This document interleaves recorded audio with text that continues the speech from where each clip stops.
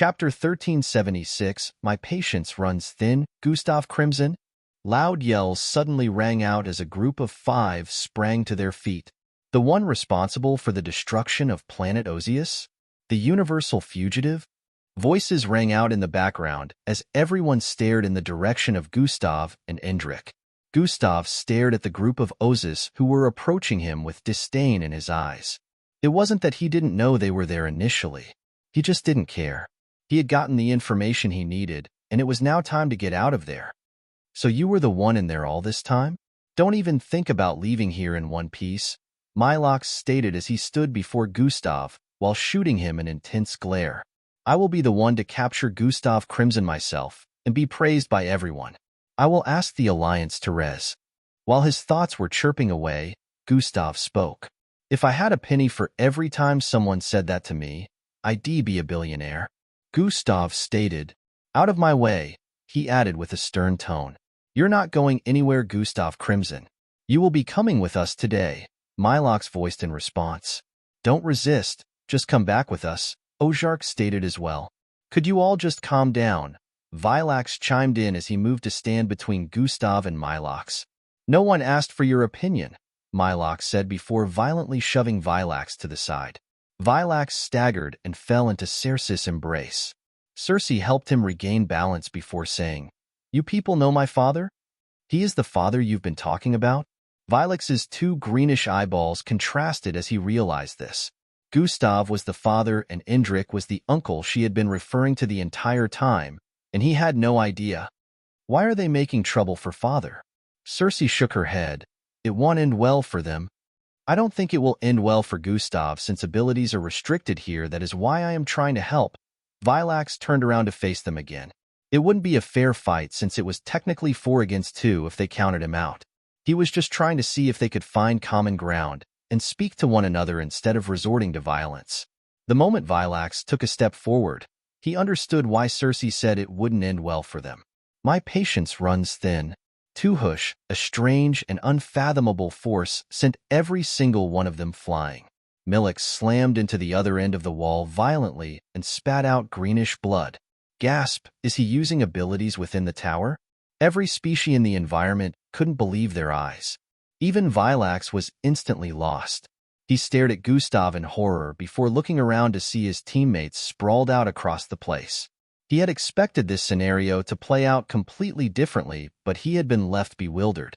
Step, step, step, step. Gustav paused his footsteps when he arrived beside Vilax.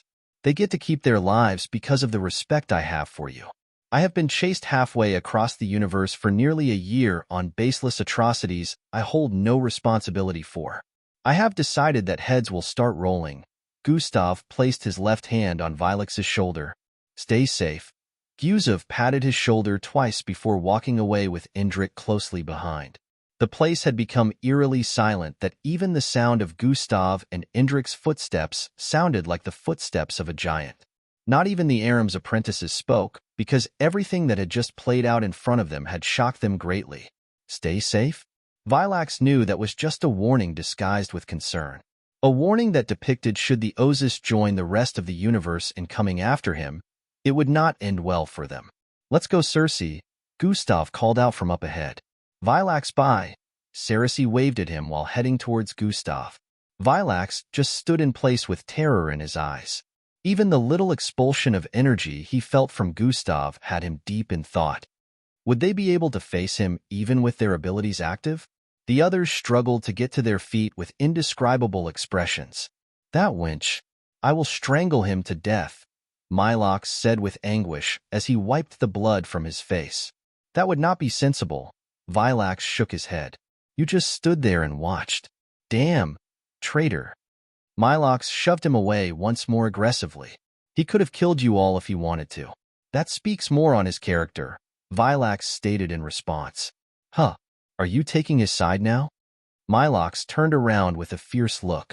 You should. The mundane one will see you now. One of Aram's apprentices chimed loudly. Both of them instantly stopped their confrontation and turned to stare at the counter area. Let's focus on saving our people first, Vilax said while stepping forward. Mylox followed after him. It didn't take more than a few minutes before they arrived back outside with a scroll. What do we do? One of the Ozis with a very large body frame was questioned after hearing the briefing from Vilax and Milox. Maybe we should split up. 2 could head back to inform everyone else back at the ring while 3 head to the location on the scroll, Ozark suggested. While this would have been a great idea, the mundane one said our chances of getting there are low and successfully saving our people are even lower. Not to mention that splitting the group would make us even weaker, so the survival rate might be at 1%, Vilax analyzed while shaking his head as he recalled a part of their conversation with the mundane one.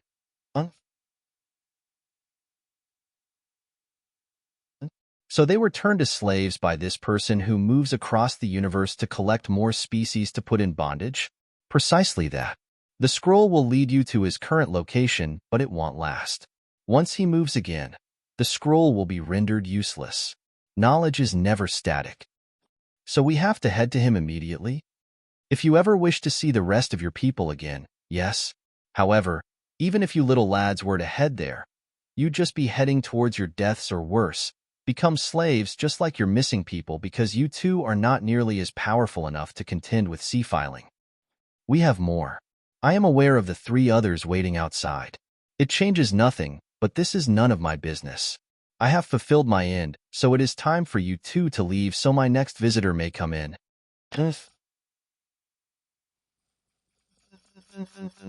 Their conversation had been short and precise, but it gave them enough understanding of what happened to the rest of their people. What do we do now? Ozark asked, feeling conflicted. Everyone stared at Milox waiting for him to say something. However, he was just as clueless as they were. Since the mundane one says heading back to the ring will make us lose sea-filing's location and our group is too weak to recover them by ourselves, then I suggest we get help around us. Vilax's voice lit up with hope. Help around us? Everyone here has their problems. No one will be willing to help us, Milox retorted with frustration in his voice. They will be willing to help us. Immediately after Vilax said this, he jolted forward. The other 4 faces lit up as realization dawned on them. They instantly dashed after him. We are not asking that fugitive for help. Milox yelled from behind as he gave chase. Do you have any better options? Or is your pride worth the lives of millions of our people? Vilax responded from up ahead as he pushed people out of his way while running and apologizing. Milox made a low hissing sound as he kept chasing. What makes you think he is not already long gone? Zing, Gustav, Indrik, and Circe appeared in the middle of outer space. Circe had put on the spacesuit once more as she flew alongside them. They still needed to get outside the range of the entrance to the Zelios Tower before Gustav could bring the spacecraft out of his space storage. Gustav had thought they would take a bit more time here, but fortunately, they only spent around 5 hours in the Zelios Tower. Mental message is being transmitted. I estimated 4 days to a week. Looks like we'll be getting back to Earth much earlier, Gustav said to Indrik. The mundane one is said to be as powerful as the Arams on the 7th floor. According to news, he, or is it she, just finds the 5th floor cozy, so they don't want to leave, Indrik responded. That would explain why they were so quick. I see, Gustav thought inwardly. After flying a bit further from the entry point of the Zelios Tower, Gustav snapped his fingers. Their spacecraft appeared in full form right before their very eyes. Chapter 1377 Time is a luxury. The trio moved towards the entrance and wasted no time in boarding it. The interior lit up upon their infiltration and Gustav proceeded to move towards the seat before the control panel. Indrik joined Gustav and Circe took off the spacesuit before strapping in. At that point, Gustav was tapping on his dimensional bracelet to pick their destination point. Indrik squinted his eyes as he noticed something in the distance. It was very far from their current position, but he could make out 5 figures. Looks like they have also gotten what they came here for. They might try to cause us some trouble, Indrik voiced as he noticed the 5 figures were headed in their direction. Then we should leave here as soon as possible, Gustav responded while tapping his dimensional bracelet. The figures had drifted closer at this point and were funnily waving their arms. Wait, Indrik quickly grabbed Gustav's left wrist. Cancel dimensional travel, Gustav called out before it completely counted down to 0. What is it? Gustav questioned while furrowing his eyebrows. They're not here to cause trouble, Endrick responded. MHM? Gustav shot a glance at the Ozus group. Minutes later, all 5 of them were within the sitting area of the massive spacecraft, which was structured like a living room. We need your help, Vilax stated. Gustav had a slightly suspicious look as he turned to glance at Endrick before staring back at the group of Ozus. Is this supposed to be a joke? Gustav questioned with slight menace. No, we're serious. We need your help, both of you, Ozark added from the side. You need the help of a universal fugitive? How ironic. Gustav let out a light scoff after responding. Will you help us or not? Tisich. Milox yelled in annoyance. Watch your tongue before you lose it, Gustav said with a soft but extremely intimidating tone. You. Milox pointed in anguish, but Vilax quickly cut him short before he could say any more. We got information on the whereabouts of our missing people who are currently in captivity. We can't get them back with our strength alone, Vilax explained with a pleading tone. You should be aware that I came to the Zelios Tower for my agenda. Where did you get the impression that I would be willing to leave what I am after to help you guys? Perish the thought, Gustav stated with a tone of indifference. Please, I know how it looks. You are being blamed for the destruction of our planet and wanted by the Alliance. You have no reason to help us, but we can't get our people back without your help. I am not asking you to let go of your agenda. I am just asking that you render us a little assistance. Vilax kept trying to make Gustav see reason. No, go find help somewhere else. There are still millions of Ozus who were saved. Gustav crossed his leg with an unbothered look. There was no way he would be willing to carry other people's weight on his shoulders when he was supposed to head back to Earth to follow the necessary procedures in recovering Angie and Falco. The problem is we can't, Ozark voiced with a look of despair. Gustav exclaimed, looking confused. Vilax proceeded to bring out a scroll. The scroll opened up and floated in midair. One could see constellations, galaxies, and planets outlined on it with a small glowing at the northeast corner. This scroll is meant to lead us to the location of the being responsible for holding the rest of our people captive, but the moment he moves, his location would be lost to us and this scroll will become useless, Vilax narrated. That's unfortunate. Gustav didn't seem much bothered by the explanation, but Vilax continued. We can't head back to the ring because sea filing would be gone by the time we manage to amass a strong enough force to save our people. This means the whole trouble we went through to get the information on their whereabouts these past couple of months would have been for nothing. We need to go after him immediately, but our group isn't powerful enough, and that is why we need your help. Vilax stopped after mentioning that much. Nah, I ain't interested. I've got my matters to attend to, Gustav said while standing to his feet. Endrick didn't try to intercede for them because he believed the decision should sorely rest on Gustav. However, Cersei didn't feel the same. Father, please help Vilax, Cersei pleaded from the side. Vilax and everyone else was instantly taken aback the moment they heard her advocate for them. They hadn't expected it, but they noticed the bit of gentleness in Gustav's eyes the moment he turned around to stare at Cersei. You said the tower didn't take as much of your time as you expected, so maybe you can just use a little of that time frame to help them, Cersei added with a pleading tone. It was true that Gustav estimated a longer time frame than he spent in the Zelios Tower, but he didn't know how long it was going to take them to travel to wherever they needed to in space and get the other Ozus back. Even if I decided to help them, what is the guarantee that it wouldn't take much of my time? Time is a luxury that is extremely precious to me right now. Gustav shook his head. Since he had been presented with the opportunity to get back to Earth that quickly, he was going to make use of it. How much time can you give us? Milox suddenly questioned with a desperate tone. Who allowed this monkey to speak? Gustav asked with a repressed expression. Milox fell to his knees in the next instant and bowed his head. Please, I don't care whatever you call me. Just help save our people. His actions and words surprised everyone in the vicinity, Gustav included. We will make do with whatever time you give us, and once that time is up, regardless of whether our people have been saved or not, you can leave. Vilax joined Milox in pleading. Gustav squinted his eyes as he contemplated his decision. Please help us. The rest of the Ozus fell to their knees as well, pleading for Gustav's assistance. That's enough. You can get up now, Gustav said with a slight look of benevolence. Does that mean you have agreed to help us? Vilex's expression beamed up as he inquired. 1 week. I will only input 1 week of my time in helping you lots recover your people. After that you are on your own, Gustav stated with a strong tone. Thank you. Vilax and everyone else showed their appreciation enthusiastically. Don't thank me yet. Gustav turned away and walked towards the control room. What are you waiting for? Come input the coordinates into the star navigation system. Gustav called out to Vilax, who instantly responded by jumping to his feet and following after Gustav. The rest of the Osis decided on who they would send back to the ring to give the others information on what they were up to. After a couple of minutes, preparations were complete and 4 Osis were left within the spacecraft with Gustav, Indrik, and Cersei. Let's go, Gustav stated while powering up the engine. Twihii, the spacecraft bolted into the distance in the next instant. In an unknown region in space, hundreds of millions of beings stood underneath a blood-red sky, engaging in all sorts of activities. Some looked like large beasts with long, sharp tails, some looked humanoid with oddly shaped heads, some others looked metallic with glowing chests and backs.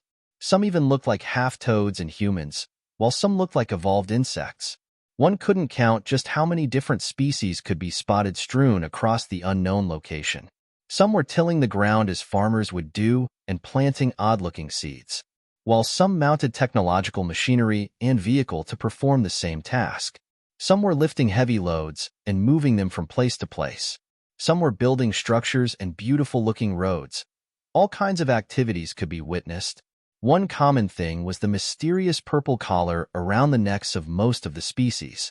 The species that didn't have necks had this purple collar around a different part of their body. There was not a single being there that did not have this collar except for one.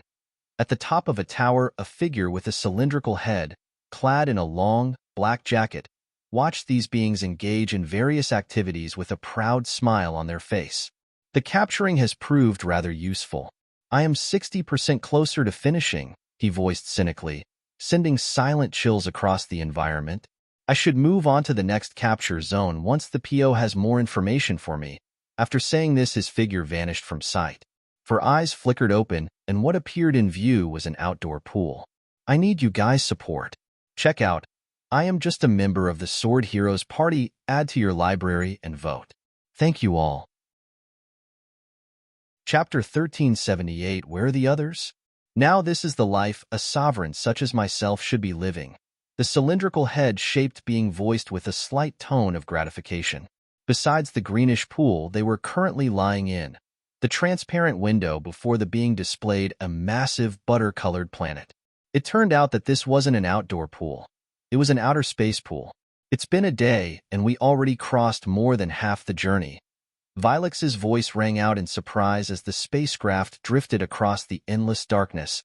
This spacecraft jump function is at the highest level, 1,000 light-years per jump. It can jump 3 times in a single day, but it takes more than a week for the jump drive to recharge, Gustav explained. 1,000 light-years per jump? Ozark and the others couldn't believe their ears. 100 light-years was moving more than 300 quintillion feet in an instant. Talk more of 1,000 light-years, which was 10 more of that speed. A light-year was equivalent to how much distance light would travel in a year. It wasn't just about its speed. It was about the distance, and 1,000 years of that speed breached in a single instant. The defense of this spacecraft must be on another level for it to withstand such, Ozark muttered in bewilderment. Most spacecraft could only go a little above 100, so this was a surprise to them. The usual speed of any spacecraft was more than light speed, but the jumps were a different case entirely. Gustav estimated that if they continued towards the location of sea filing, they should get to them in another day's worth of travel. This would mean 2 days had been spent out of the 1-week time frame Gustav had given them. They could only hope that the rest of the days would be enough for them to complete the operation. Their journey went on non-stop. Gustav wouldn't need to take a stop on any planet since they had everything they needed. He and Indrik had already filled up their storage with supplies that would last them for months if need be. Tell me everything you know about this being named sea filing, Gustav voiced. The mundane one didn't tell us much about him since their only task was to give information about the whereabouts of our people. But here is what we know about sea filing. Vilax proceeded to start narrating what the mundane one told them. Sea-filing is a narcissistic but very powerful being who has his universe. He takes species from all parts of the galaxies to put them in his universe because he wants a world where every single species all across the galaxies worships him as a god.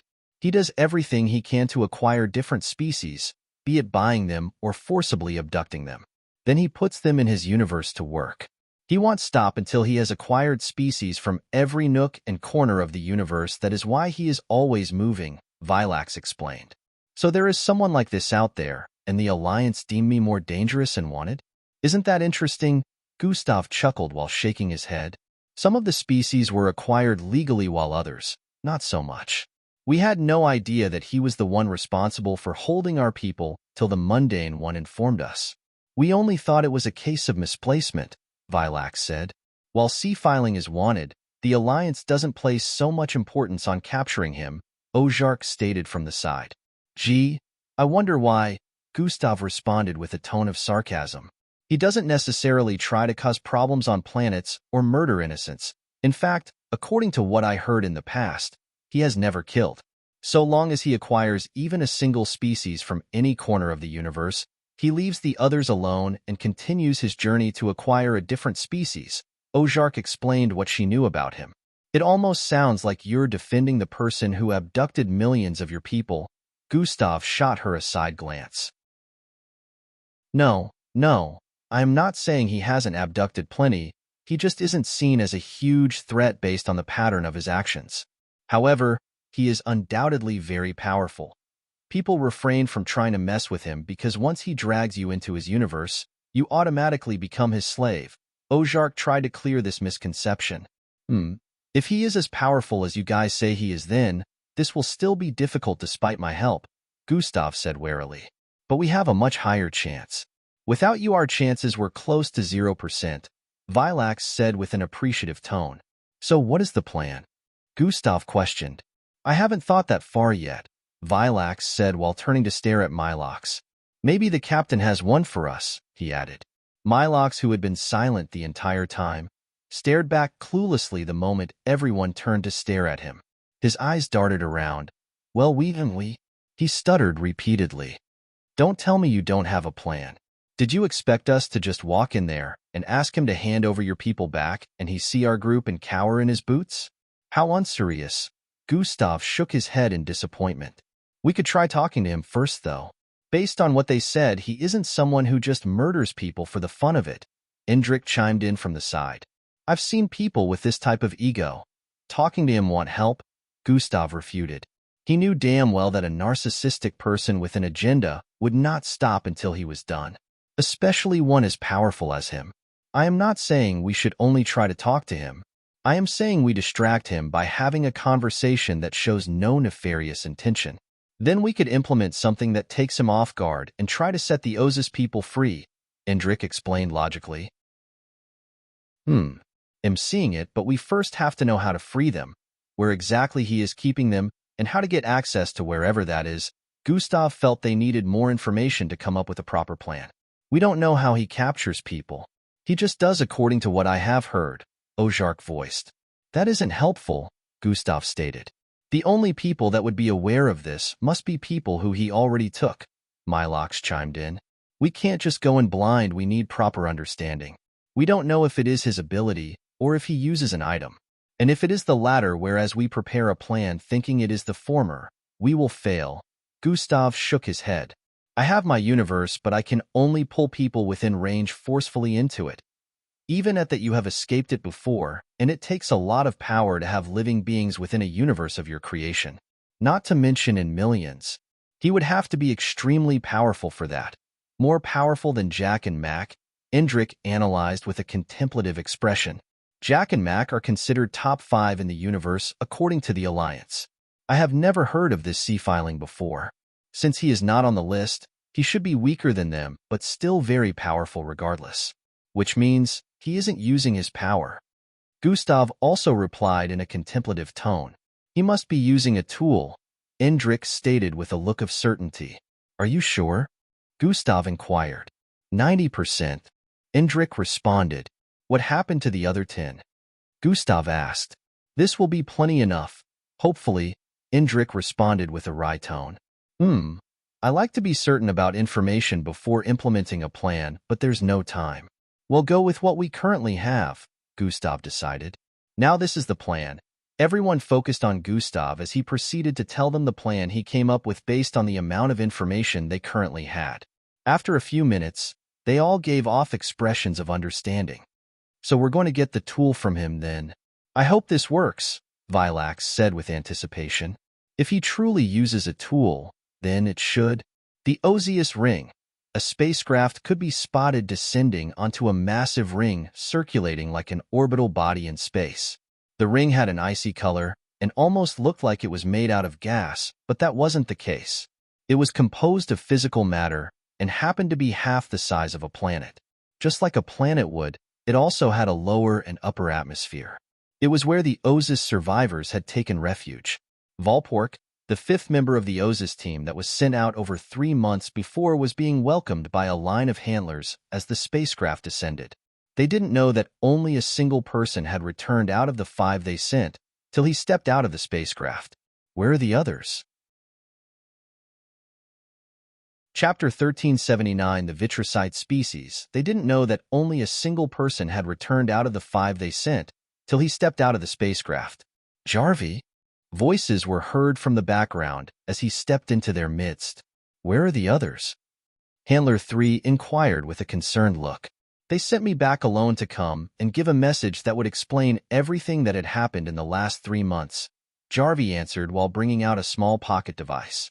You all are going to want to see this, he added while handing it over to Handler 3. Minutes later, all of the handlers had gathered in a massive hall. They were all watching the projection that displayed footage of Vilax, Milox, and Ozark. The whole place had descended into quietness as they focused on the joint narration of the trio. Occasionally gasps would be heard as the handlers listened to their tale, which was full of unexpected situations like the hardship they faced while trying to acquire the requirements from the Zelios Tower and how they finally succeeded. When they arrived at the part where Gustav was mentioned, the hall was thrown into disarray. They found the universal fugitive? They must have captured him by now. They better bring him back, so we can hand him over to the Alliance. We shall regain our seat in the Alliance. Different voices with mixtures of both anguish and anticipation could be heard. Handler 3 quickly addressed them to remain quiet, so they could listen to the rest of the footage. As the narration went on, the faces of the handlers changed to shock.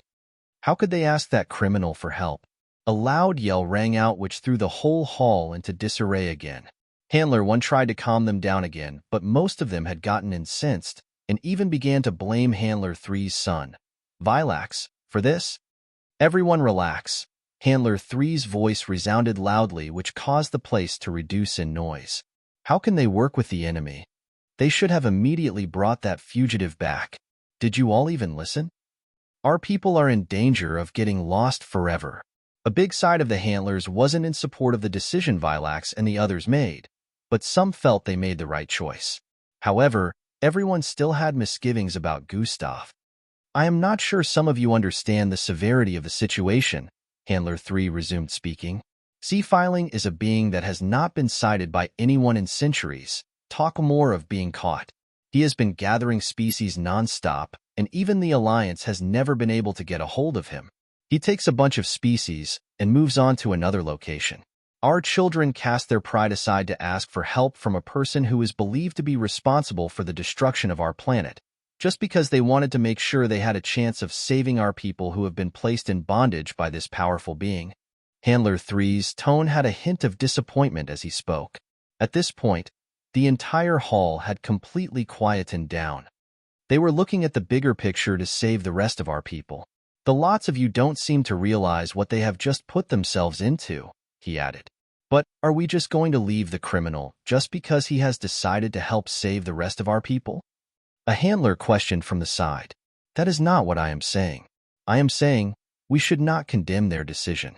It was the best option with the time frame they had, or sea-filing would have disappeared again, which would mean 3 months had been wasted. I have heard that the Zelios Tower gives even more ridiculous requirements for wanting to get the same information twice. We are going to do our best to assist our children by heading to the coordinates they have left in this footage. It doesn't matter how long it will take us to get there. So long as they can stall sea-filing for long enough, we could get there in time to save our people and finally capture Gustav Crimson, Handler 3 explained lengthily. Are you saying? The handler who spoke had a look of surprise as he voiced out. Yes. It would be like killing two birds with one stone. Prepare the army, Handler 3 commanded sternly. In the vastness of outer space, a sleek spacecraft appeared, hovering gracefully above a butter-colored planet that seemed to glow with warmth and mystery. The ship, a marvel of cutting-edge technology, gleamed in the starlight, its metallic exterior reflecting the brilliance of distant galaxies. Inside the spacecraft, a group of intrepid explorers gazed upon the sight before them. The surreal landscape of the butter-colored planet seemed to resemble vast plains of wheat fields, stretching as far as the eye could see. Are you sure this is the location? Gustav questioned with a tone of uncertainty. The scroll says we're here, Ozark replied while staring at the glowing scroll. Is something wrong? Vilax inquired. No one matches the description you gave me of sea-filing, Gustav answered. Wait, how? Ozark had a look of confusion as she voiced. I just scanned the entire planet and every single life form on it with my perception, Gustav answered. It was like a bomb just went off in Milox, Vilax, and Ozark's head the moment they heard this. You did what? Vilax had to ask for confirmation as he was having a hard time comprehending what he had just heard. Scan the entire planet with my perception. Gustav repeated this line like it was a normal thing to do. All four Ozes stared at him in disbelief.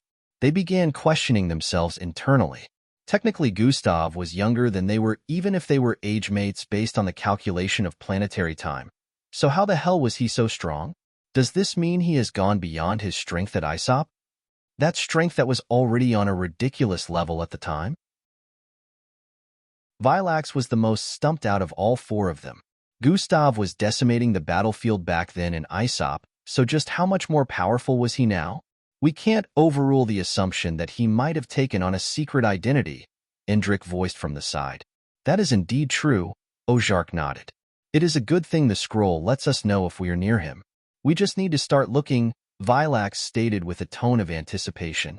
The mundane one had informed them that the scroll would also help them figure out his exact position, since they would be searching for him on a whole planet. The scroll only becomes useless once he leaves the vicinity of the planet. Once he was within a radius of 10 miles, the scroll would alert them. Where do we start from? Endrick asked with an inquisitive gaze. We start by landing, Gustav responded while tapping a bunch of functions on the control panel. Fly high, the spacecraft descended onto the planet in a couple of seconds, ushering them into a completely different environment from what they saw in outer space. Their spaceship touched down gently on the alien terrain. As the doors opened, a sense of anticipation filled the air. Stepping out onto the planet's surface, they were immediately struck by the cotton-like ash drizzling across the air. It was almost like snow, but much darker and toxic for non-native species. Fortunately, Cersei and the others were clad in spacesuits. Gustav had a milky-colored glow cast around his body that completely disintegrated any of the cotton-like ash that made contact with him. The ground beneath their feet was a vibrant shade of golden yellow, reminiscent of butter on a warm summer day. The sky above was a serene blend of pastel colors, casting a soft glow over the landscape. No sun was visible, but the day was still bright enough. With confident strides, they began venturing forth. It didn't take long before they encountered a settlement of the native alien species. Towering above them were slender beings, with skin that shimmered a brilliant iridescent hue, giving a contrasting view with the appearance of the environment. A bunch of them approached them cautiously. It wasn't like they never got visitors, but getting visitors on a planet that was only conducive to native species was a very occurrence. Due to this, they had mostly been isolated by the rest of the planets under the same alliance. It was also why their structures and technology were primitive. Host has made contact with vitricite species. Gustav stared at the system notification that had just appeared in his line of sight. For the first time, he was meeting with species he had never heard of. #%? They spoke a different language as expected, but the system automatically translated the meaning to Gustav. Chapter 1380 on the search for sea filing. We welcome the travelers from distant stars.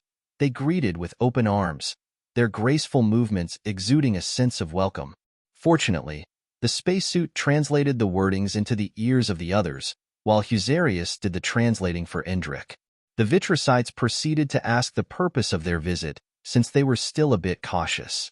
Gustav answered them saying, "We are just passing by, exploring planets across the stars and adding it to our journal. We will be leaving in a few days." He managed to ease their minds with his response, and they told them they could stay as long as they wished to. Gustav had no intentions of staying long regardless of anything. To him, the Ozas had about 4 days left. If their business wasn't concluded in 4 days, he would be out of there. As they delved deeper into the alien environment, they marveled at the array of flora and fauna. Despite the harsh conditions of the lower atmosphere within the planet, plants could still grow on their yellow soil. The plant life resembled delicate ribbons of melted butter, swaying gently in the harsh cotton-ashy breeze. Strange creatures flitted about with ethereal grace, their bodies adorned with intricate patterns and colors. Even their animals didn't look bad. Gustav decided not to pay the native species and the terrain of the alien environment much heed. Unlike how he would usually try to know more about certain species, he wasn't very interested this time. He just wanted to help the Ozas and get out of there. The only thing he was concerned about was the mapping of the entire planet, so they could use it in figuring out places to search first for sea filing. They were ushered into a place to stay which was structured with weird materials none of them had ever seen before. The moment they got in, they began plotting. There is no time to waste. I can sense another settlement nearby, but there is not another one for hundreds of miles. The Vitricites can communicate with one another through their minds and share images as well as memories. Other Vitricites across the planet wouldn't give us issues if they come into contact with us since they are already aware of our existence, Gustav explained briefly. Despite not knowing about the Vitricites before this, the system had swiftly given him brief information about them. So what do we do next? Ojar questioned. We still follow the plan, but we have to at least find him first. An opportunity has presented itself, Gustav stated. An opportunity how? Vilax questioned. Wait here, Gustav said to all 6 of them while stepping out. The Vitricites communicate with one another through their minds with images and memories regardless of the distance. Every single Vitricite on the planet has seen what other Vitricites have seen, since they don't hide things from one another. This could only mean one thing. Gustav could tap into the memories of everything the Vitricites had witnessed and make out the appearances of everyone who had visited in the last few months. This would help them pinpoint sea filing more easily since they were sure he must have disguised his appearance. Whoosh! Gustav moved like a phantom and grabbed an unsuspecting Vitricite. He wasted no time in knocking out this 13-foot-tall slender being before they could react to getting abducted. Gustav arrived in a very secluded environment many miles from the settlement they arrived in. His reason for immediately knocking out the Vitricite was because of their ability to communicate with one another through their minds. There was no doubt that if this Vitricite was to be awake, everyone would know where he was the moment he sent images of everything happening around him to the others. Gustav would then be seen as hostile, and it most certainly would cause problems. Activating memories siphoning. Gustav wasn't too bothered about using this ability on the Vitricite he captured since their specialty was usually mental-based. This meant that the mental fortitude of the Vitricites would be insanely high. It also automatically meant that the Vitricite could handle a lot of memory siphoning without any side effects. He could return the Vitricite just as he found him after he was done getting what he needed. Gustav's pupils emitted a white glow as memories began to flow into his head. At first, it felt extremely sharp, like his brain was being sliced through due to the gargantuan amount of information flowing in. Despite the populace of the Vitricites being less than 1 billion, it was no simple feat to have memories from millions flowing into his mind at a very quick pace. A normal person's brain would have turned to mush and had their consciousness collapsed almost immediately if they were to experience such. Gustav's mind soon adapted to the flow of information, and the searing pain vanished. His brain began to isolate the appearances of every extraterrestrial creature that had visited the planet in the past few months and noted where they descended on the planet. From the memories, A couple of them already left, but Gustav still made sure to take note of the ones that were missing memories of their exit. After long hours had gone by, Gustav finally deactivated the memories siphoning. At that point, other Vitrocytes had begun looking for the missing one Gustav abducted. During the whole siphoning process, Gustav made sure the Vitrocyte remained unconscious. Fortunately, the Vitrocytes were not as strong or as fast as Gustav, so he was able to easily return the abducted Vitrocyte without anyone figuring out that he was the culprit. Gustav returned to where they were given accommodation to see the worried faces of the others. "You've been gone for 6 hours. We were starting to get worried," Vilax voiced. "I went out sourcing for information, and now I finally have some," Gustav stated before calling out a name, SJ. Zing, a circular, translucent item appeared in mid-air. The group of Ozis stared at it with a look of awe. The massive fluorescent glow made the item very eye-catching, especially because of the 2 visible eyes within. "SJ, you know what to do," Gustav said while placing his hand on SJ's smooth surface. SJ emitted a bright glow before its surface became a watchable screen for the display of footage. The memories Gustav had isolated for extraterrestrial species who had visited in the last few months and didn't seem to have left, played out on SJ's surface. "So every one of them can potentially be C-filing?" Milox asked while crossing his arms. "Precisely. We won't need to sweep across the planet heedlessly now," Gustav answered. "The moment we come close to any of them, the scroll should tell us if it is truly C-filing or not," Vilax voiced in understanding. "Let's check this one out first," Gustav said while pointing to the image of a dog-faced being, standing on 2 legs with dark fur covering his entire body. According to the memories Gustav saw, this one had gotten into a little scuffle with the Vitrocytes upon his arrival. He had the highest level of suspicion for this one compared to the others. "Where is the merman located?" Ozark questioned, hinting at the extraterrestrial species on the screen. "Almost on the other side of the planet. I hope you guys can keep up," Gustav said while preparing to leave. There was no means of transportation on the planet besides spacecraft, so they would have to get there by running since they couldn't be taking the spacecraft everywhere. "Or I could just take them with a blink. It would be a whole lot faster," Endrick voiced from the side. "Good. Meet me there." Gustav's figure blurred in the next instant. Fwim, a burst of wind spread across the room while Endrick grabbed hold of Vilax. "Hold one another," Endrick instructed. At first, they were clueless as to what was going on, but they obeyed. The moment Endrick blinked, they found themselves in another location entirely, standing hundreds of feet above a smoky, V-shaped terrain. Their eyes widened in astonishment as they realized they were standing in the air. However, this was only due to Endrick's telekinetic board. Vilax was the only one who could fly normally in their midst, but even at that he currently didn't need it. Endrick blinked 2 more times, and in a couple of seconds, they had arrived at their desired location. Everywhere was dark. Since they were on the other side of the planet, it was nighttime there. There. Endrick pointed at an arrowhead-shaped building sitting in between 2 massive plants extending into the dark, ashy cotton sky. Just as they wanted to head in the pointed-out direction, a loud blast rang out. Boom. The building from the footage of Gustav's memory suddenly blasted into smithereens right before their very eyes. A figure drifted out of the pink flames, flying backward while another figure flew in his direction from up ahead. Ruwom.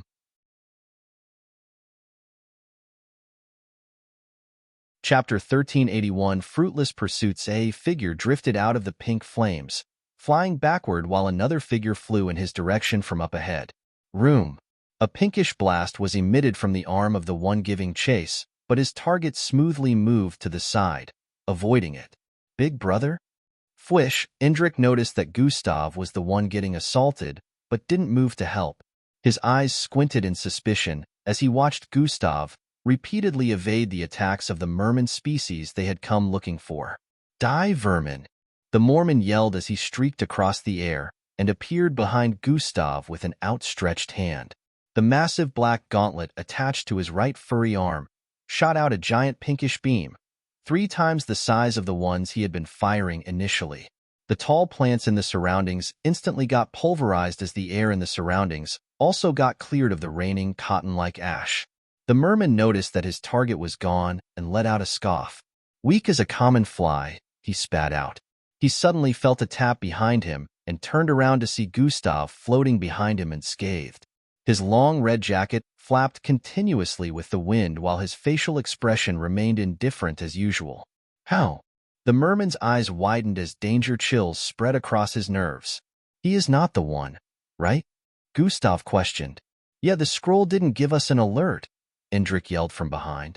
I thought as much. He is too weak to be our target, Gustav voiced before turning around to fly away. The merman nearly puked out blood the moment he heard Gustav's proclamation. Who are you calling weak? The merman stuttered repeatedly in annoyance. What a waste of precious time. Let's go.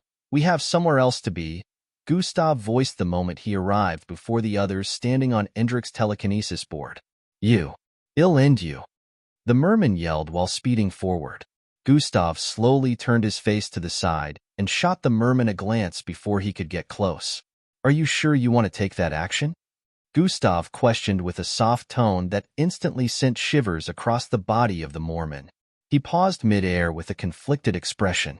He saw his whole life flash before his eyes and started to rethink his actions. Wise choice, Gustav stated before flying off. Whoosh!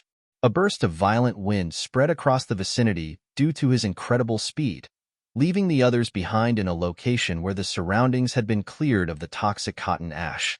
The only reason he had gotten into a scuffle with the merman in the first place was because he got attacked the moment he arrived on site. It was almost like the merman had been expecting him. Gustav recalled that the merman species had foresight, so it turned out that this particular merman had misinterpreted what he saw before Gustav's arrival. Of course, if the merman was truly sea-filing in disguise, the hostility was to be expected, but since he wasn't, Gustav wouldn't attack someone he had no business with. The Mormon was a fugitive on the run, so he was always on edge. It was also the reason for his immediate attack. Fortunately for him, Gustav was benevolent enough to spare him, which was why he didn't counterattack, but if the merman had kept it up, the extraterrestrial species would have been a goner. He called that weak?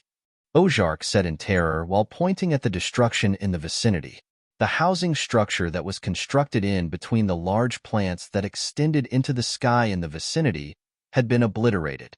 Most of the plants also didn't survive the battle, which lasted for less than a minute. Maybe he should start understanding that he might be too strong. Mylok shook his head. Father is powerful, yay. Cersei innocently raised her arms in delight. He just expects someone of sea-filing level to be more powerful than this. Vilax chimed in from the side. Let's catch up, Indrik said while holding onto Vilax's shoulder. The group joined hands again, and Indrik blinked.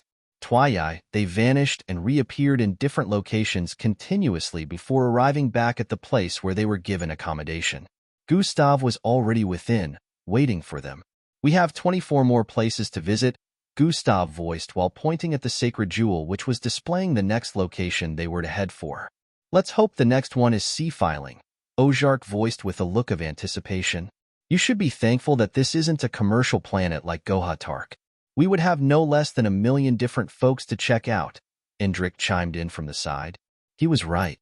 Since this planet barely got visitors, it made things easier for them, but Ozark still saw 24 as a lot considering the plans they still had to put in place. They stared at the bird-faced figure in the footage that SJ displayed. The most notable feature of this species was the inverted ace-shaped black mark on its face, with both eyes centered at its chin area. The body of the figure was covered in multi-layered feather-like clothing. Let's go, Gustav stated before heading out once more. We won't be coming back here until we have completely visited all 24 places or found sea-filing, he added. The group set out once more with looks of determination.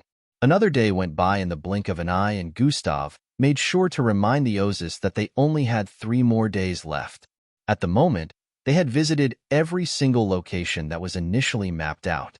Only 20 out of 25 locations still harbored the extraterrestrial species. The other 5 were empty. No matter how many times they checked the surroundings of the 5, they remained unable to find the extraterrestrial species they came looking for. It was safe to say that they had already left, even though none of the Vitrasites witnessed the exit of these 5. Gustav had even scanned the entire planet multiple times with his perception, yet he was unable to find any traces of them. Now the problem that persisted remained their inability to find sea-filing. The scroll did not react to being in proximity to any of the 20 they visited. None of them was sea-filing. According to the scroll, sea-filing was still on the planet, so they couldn't understand how he remained untraceable. Gustav even went as far back as the memories he acquired could reach, and they visited other locations afterward. Yet their pursuit was fruitless. Eventually, another day passed. They had spent it checking random locations all across the planet in hopes that they might suddenly come into contact with sea-filing by chance. Unfortunately, this was another futile attempt. The scroll didn't give off any proximity alert despite visiting over 100 different places in a single day. Even locations where it was suspected that Gustav's perception might not be able to scan properly due to the structure of the terrain were not spared of their visit. Yet, the results were the same, or better still, there were no results. What do we do now? Ozark questioned as they sat in the accommodation quarters they were given. We have to start considering the possibility that he might be disguised as one of them, Mylock stated. That is certainly possible, but it is still very odd that we have not come into contact with him at all despite all our travels in the past 2 days. Vilax sounded very troubled. The scroll says he is still here. Or could he be underground? Lyark, who rarely ever spoke, voiced from the side. Underground, eh? Gustav voiced while stroking his chin. He knew the possibility was high since they remained unable to find him on the surface. Gustav's perception could move through solids, but it wasn't absolute, especially when it involved going through extremely thick surfaces. If someone was deep underground, Gustav knew very well that they could escape his perception. The problem now was how to confirm if sea-filing was truly underground. Let me do it, Indrik voiced while stepping towards the entrance of their accommodation quarters. Vilax and Mylox both looked at each other in confusion. His telekinesis can move through spaces, Gustav explained, but even he was not 100% certain of how Indrik was going to pull off scanning every single nook and cranny underground with his telekinesis. It seemed like he would need precise locations to check and wouldn't be able to scan everywhere, which also meant they had low chances of getting sea-filing's location regardless. I know what you're thinking, Indrik voiced the moment he arrived at the entrance. Don't worry, they'll borrow power from Husarius, he added while the middle of his forehead emitted a green glow. Oh. Gustav folded his arms without worry and watched with a calm expression. Through intense winds began to spread across the place as Indrik's pupils also emitted a silvery blue glow. Chapter 1382, Splitting the World in Two. Gustav could feel Indrik's energy rising on an exponential level. Indrik's current strength was already beyond incredible for his age, but now that it was coupled with energy from Husarius, Gustav couldn't help but feel it was getting dangerously close to the level of an alpha. They all watched with curious gazes as Indrik slowly stirred his right hand forward and pointed it at the yellow ground of the ashy planet. His telekinetic energy surged forth like raging streams, penetrating the ground beneath Indrik's feet. He closed his eyes to focus as the energy began to spread at a rapid pace, encompassing the planet's core in just a couple of seconds. Indrik's ambience of space and will phase through everything, giving Indrik a mental map of the planet's underground structure. After many seconds had gone by, Indrik finally opened his eyes and spoke. I found something, a structure. The group was instantly alerted upon this utterance. They swiftly moved towards his position when Indrik suddenly reached his hand out like he wanted to clench something. It's a little imbalanced. Closer to the other side of the planet, Indrik said while forcibly pulling his arm backward. The entire planet suddenly began to quake violently. GRRBBLLL, the Vitrocytes were extremely disturbed as they tried to find safety due to the planet-wide disturbance. With their ability to communicate with one another mentally, every one of them could see the images of various locations cracking open and trembling intensely, so they were well aware that it was happening everywhere. The others behind paused with confusion and panic on their faces as walking became difficult due to the intense quake. What is he doing? Ozark yelled with a tone of terror. Gustav stepped forward from behind, undisturbed. Bringing it to us, he answered. He can do that? In less than a second of asking this question, Milox was answered by the ground before them completely splitting open. It felt like the world was ripping apart as a gigantic piece of land with statues and multiple building structures was pulled out of the ground. It was as massive as the size of a small city, so the destruction that reeked across the surface with the pull out of the piece of land was no small scene. Indrik raised his arm higher, and this piece of land lifted into the sky, blotting the little bit of illumination from it. The small city-sized land cast an incredibly looming shadow across the sky. However, at that moment, it looked like the planet was splitting open as the four Ozus gazed into the abysmal darkness before them. A hole had practically been ripped through the whole planet. To make matters worse, it was spreading. The quake had become so violent at that point that it felt like the planet was coming apart. This is not good. The group were back-to-back against each other. They had run out of land to escape to, and their current standing point was a pointy pillar of rock that looked like it would also give way very soon. The land around them had caved in, and even the accommodation quarters they were provided with had become collateral damage.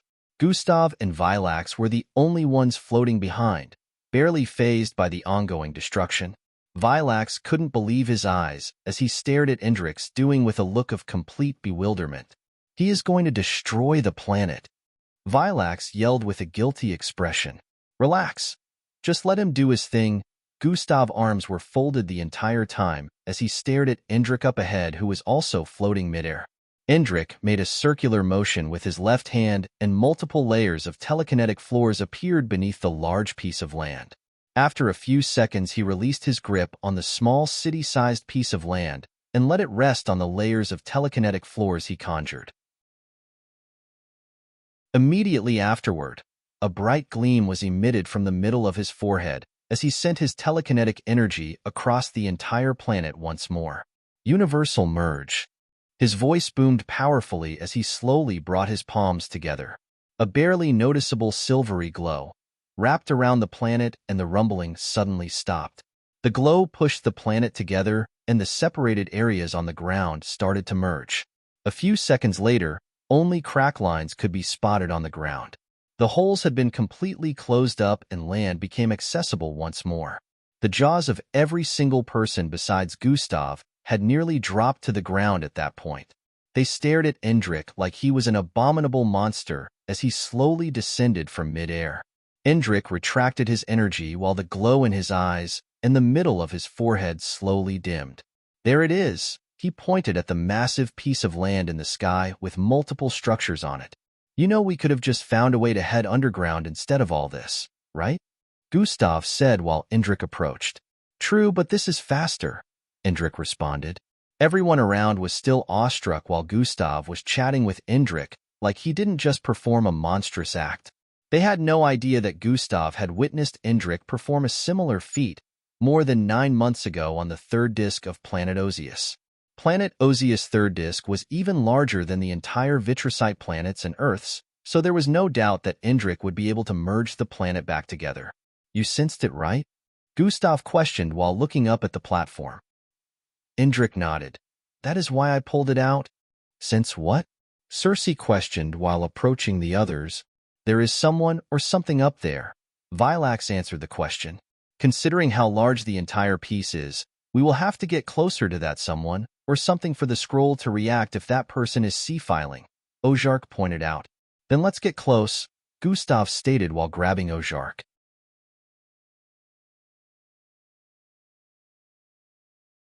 Chapter 1383 Outer Space Pursuit. So fast. It might actually be him, Gustav thought out loud as he increased his speed. Tuhush, God Eyes, has been activated.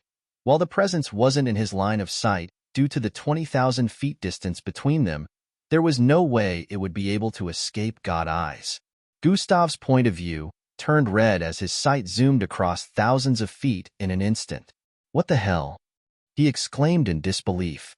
What was in his line of sight looked like an all-black metallic head that was the size of an adult being. Gustav couldn't give meaning to what he was staring at, but he also couldn't stop chasing.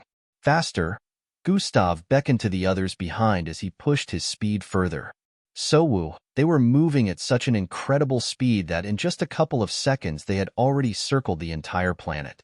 Gustav noticed that he had only closed the gap between himself and the giant black metallic head by only a few hundred feet.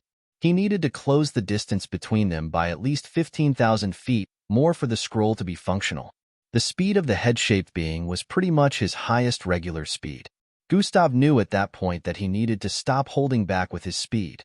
Dark wings sprouted out of his back as he kept Ozark in a position where the wind would not harm her due to his immense speed. Gustav's figure streaked forward at an even crazier pace, leaving Indrik and Vilax far behind in just an instant. He was beginning to close in on the massive metallic black head as a dark streak could be spotted far into the horizon. 10,000 feet, 9,000 feet, 8,000 feet, 7,000 feet, 6,000 feet. Gustav closed in a proximity of 5,000 feet extra within 5 seconds, whereas they had made a full rotation around Vitrix planet 3 times within this time frame. Just 900 feet more. Gustav willed himself to increase his pace as they closed in on the speed of light. Huh!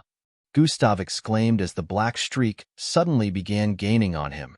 Tuhush, its speed shot up out of the blue and the distance Gustav had closed in started to lengthen again. Gustav's eyes squinted as he decided that this had gone on for too long. Why? He suddenly came to a stop in midair and looked around. What are you doing? Ozark was stupefied by the sudden pause. Based on the flight trajectory of our multiple circulations around the planet, the next location he will speed past will be. Gustav turned to stare at his 10 o'clock. Lightning Blitz has been activated. Gustav suddenly transformed into a streak of lightning, dragging Ozark along with him as they crossed a distance of more than 1,000 miles in an instant. Bang! The moment they reappeared in this part of the planet, Gustav reached out his right hand, catching a cauldron-sized head. A burst of energy spread across the vicinity upon collision as Gustav proceeded to hold it in place with immense strength. "Unhand me, foul species." An automated voice wafted out from the black, metallic, cauldron-shaped head. "He isn't sea-filing, is he?" Gustav questioned with a tone of disappointment. "No, he isn't," Ozark answered while holding the scroll out. Gustav's eyes squinted in suspicion. It looked like all of that chasing had been for nothing. Gustav still didn't know what he was staring at. The dark, cauldron-sized head before him couldn't be seen through with god eyes, which meant it wasn't in any way ordinary. Indrik and Vilax arrived on the scene in the next instant with alternating gazes. What were they staring at there? They honestly had no idea. Arms suddenly phased out of the sides of the massive metallic cauldron-shaped head being. However, before it could attack Gustav, a surge of telekinetic energy spread from Indrik's figure. With a snap of his fingers, invisible walls appeared around the head, boxing it in. The massive cauldron-sized head was immediately trapped in. Bang! Bang! Bang! "Release me!" The automated voice rang out again, but Gustav only stared at it with a disturbed expression. It didn't seem very powerful, yet it was extremely fast. Gustav's suspicion and curiosity piqued. If this wasn't sea-filing, then why did it run? How did it specifically keep a distance of more than a mile from them? Almost like it knew what they were up to. "Something is fishy," Gustav muttered.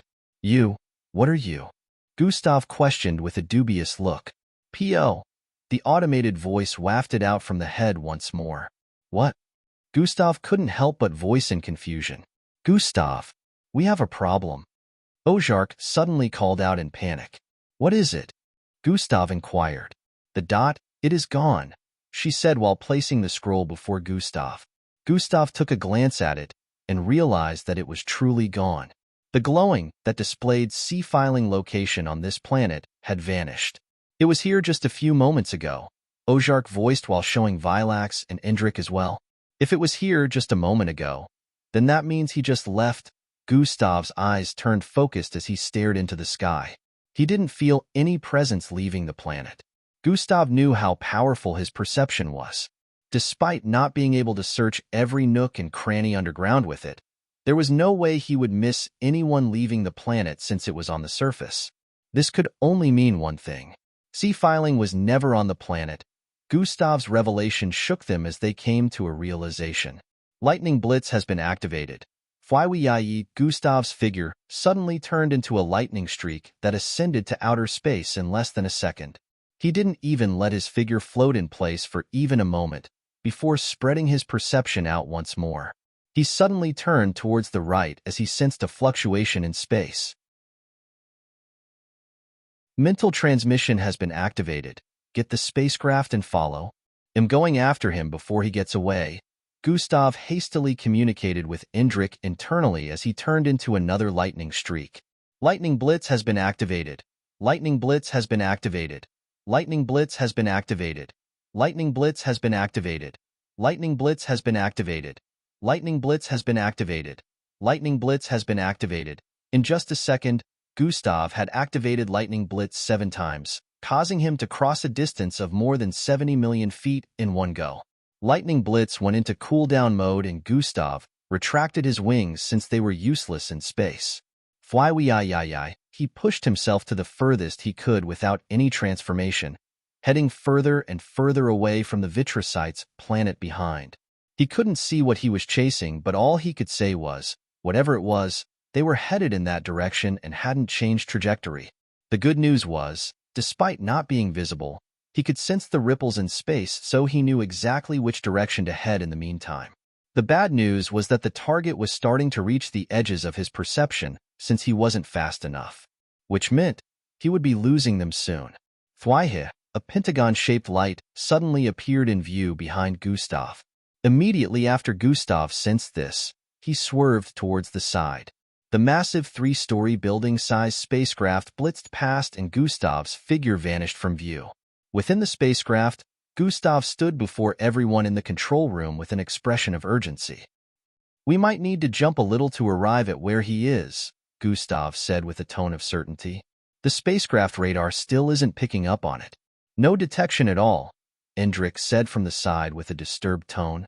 "That's exactly how we missed him the last time." Gustav explained to the others that C-filing had been floating in outer space the whole time. The scroll detected that he was still in range of the planet, but at the time, they didn't think that being in range also included outer space around the planet. Not to mention that the spacecraft would have detected another in space since they hovered above the planet for a bit before descending. It just turned out that C-filing was camouflaged, which was why he couldn't be detected despite his presence up here in the last couple of days. The camouflage also had to be the highest Gustav had ever come across since even he couldn't properly sense it. The only reason he knew the direction C-filing was fleeing was due to the ripples in space. The spacecraft C-filing was fleeing in was no doubt undetectable, but Gustav's perception could still read the fluctuations in space due to its movement. "Jumping now," Indrik voiced while tapping the control panels. Everyone strapped in as their eyes remained focused on the endless darkness of space up ahead. The spacecraft suddenly jolted forward with indescribable speed, causing the space around them to contrast and turn into lines of light right before their very eyes.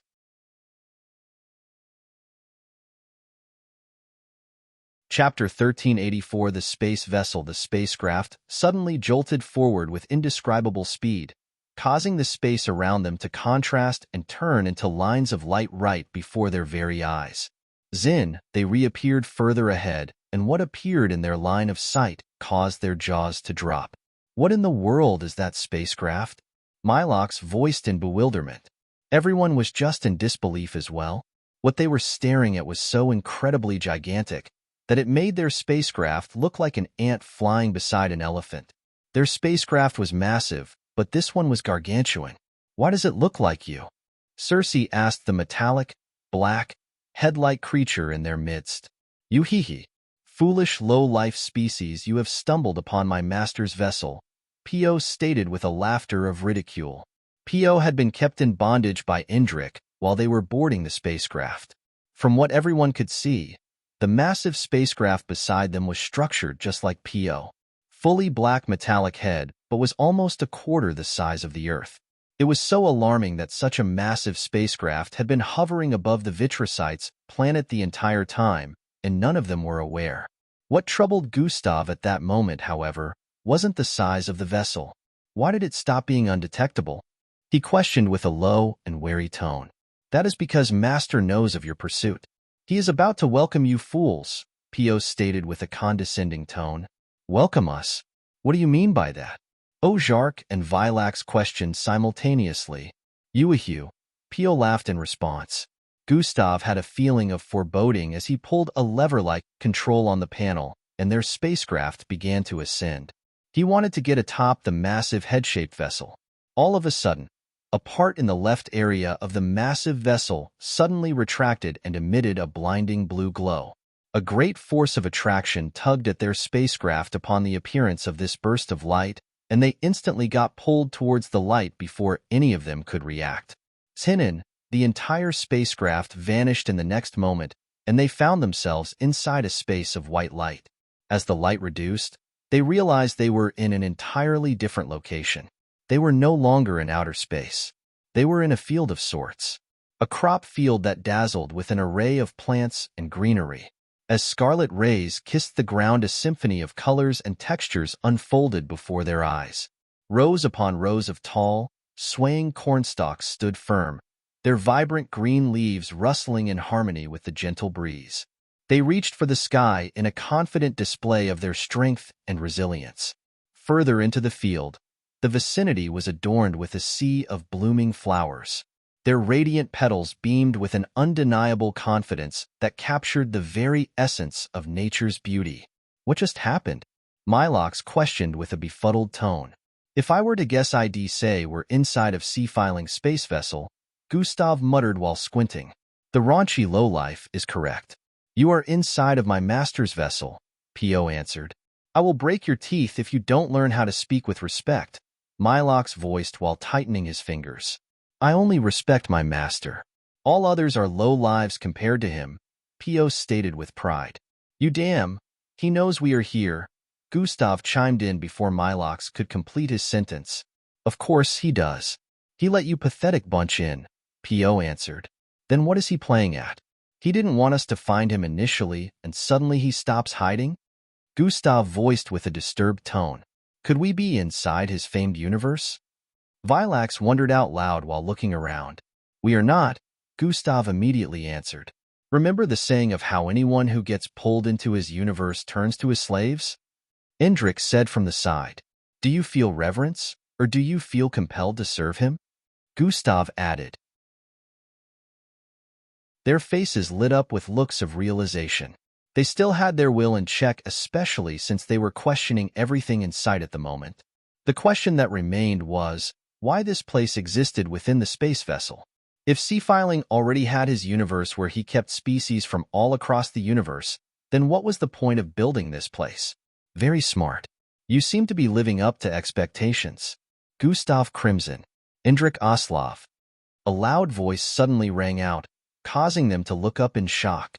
Sea-Filing, Gustav stated with a tone of realization. Yes, it is I. The same loud voice reverberated loudly across the space. How can he hear us speak? We are still within the spacecraft. Milox had a look of confoundment as he questioned. I can see and hear every nook and cranny of my vessel. It turned out that no matter where they found themselves within the space vessel, Sea-Filing would always be able to see and hear them. That explains it, Gustav said while turning around. Mental transmission has been activated.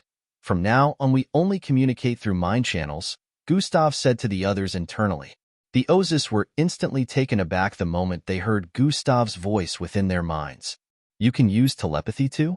Vilax questioned with a strong look of disbelief on his face. It isn't telepathy. This ability just happens to come with perks like this, Gustav answered. Now back to the matter at hand. Since Sea-Filing let us in instead of trying to destroy us, he must be up to something. I am guessing that he already knows why we are here, Gustav added. But what could be his motive? Ojar questioned. We are about to find out, Gustav responded while stepping out of the spacecraft. I am sure you know why we are here, so why did you bring us in? Gustav asked out loud. Quick thinking. Earth is one of the locations I have been unable to take species from due to the unbreachable barrier. Not to mention that almost every mixed blood who leaves the planet is always well protected or incredibly powerful, so it makes my quest even more difficult. Since I do not have any Earthling in Zonpaktu, It makes no sense for two Earthlings to come after me, especially if one of them is a universal fugitive. Sea-Filing's voice rang out once more. I see. You figured it out due to the companions with us. Gustav voiced in understanding. I did. I cannot forget the number of those species that fell into my lap. They are tireless workers. Thank you for bringing more to my doorstep. One could hear a subtle chuckle after Sea-Filing finished speaking. He didn't have to mention it, but Gustav could tell that Sea-Filing must have attended Aesop. That is the only logical explanation as to how he acquired several Osis. Recalling the case of Axelar, Gustav knew well that infiltrating planet Osius during the period of Aesop wasn't an impossible task. You vile roach, give us back our people. Milox suddenly yelled with a look of anguish. This one will work even better than the others since he has this much energy. Sea-Filing cackled loudly in response. You. Vilax quickly raised his hand to stop Milox before he could blow his top off. You knew we came here to get our people back and let us in regardless. You didn't send us immediately into your whatever universe to become slaves, so what is the play here? Vilax inquired with loudly. 2 words. Entertainment, Sea-Filing stated. That was just 1 word, Cersei voiced from the side with a tone of confusion. It is whatever I say it is within my vessel, Sea-Filing snapped. Whatever you say, weird guy. Cersei jogged towards Gustav with an unbothered look. Sea-Filing was speechless for a bit before resuming. To get your people back, you have one option. Find and convince me to release them, Sea-Filing stated. And what if we fail to convince you? Ozark questioned. You join the rest of your people, Sea-Filing responded bluntly. The Osis gulped saliva in fear after hearing that. Was Sea-Filing so powerful that they couldn't do anything besides grovel to beg for the freedom of their people? Not to mention that if they failed to do a convincing enough job, they'd become slaves themselves. I think you forgot the second option, Endrick voiced from the side. We find you, beat your ass and make you free them, Endrick stated with a nefarious tone. How interesting. Such confidence has me anticipating, Sea-Filing voiced, intrigued. However, I wish not for Gustav Crimson and yourself to participate in this venture. It would be such a shame to end the tale of 2 such prominent characters with great talent. Sea-Filing had a tone of adoration as he spoke. They still have over a day left, so nah. Gustav responded with a disinterested tone. He was still counting the days.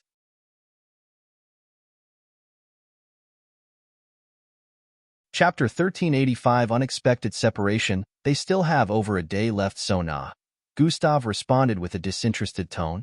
Sea-Filing did not completely understand what he meant, but he could tell that the statement meant that Gustav and Endrick weren't willing to step down. How unfortunate. How will you help them if you are not together? Sea-Filing questioned.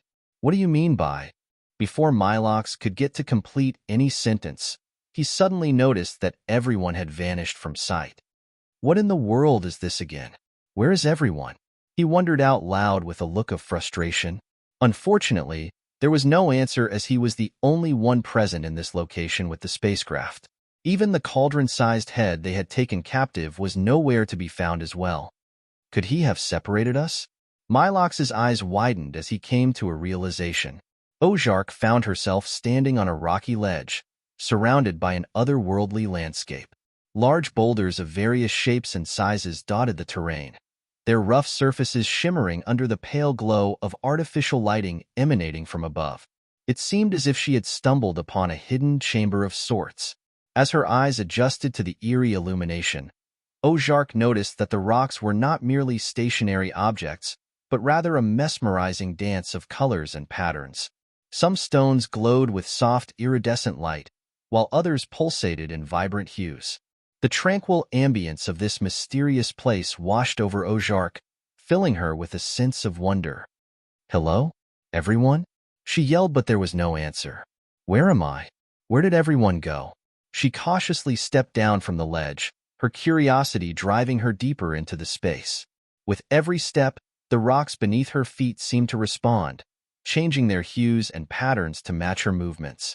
It was as if the rocks themselves were alive, harmonizing with her presence. Both beautiful and eerie at the same time, but I must not forget why I am here. Ozark slapped herself gently to pull herself out of the shimmering delights that seemed to dull her senses. How do I get out of here? Ozark wondered after walking for a while without seeing any other thing than boulders and shining rocks around. At this point, she knew she was still within Sea-Filing's space vessel, but understood that she had been separated from the others.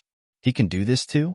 The separation had taken them completely by surprise, and now she didn't know how to get to the others.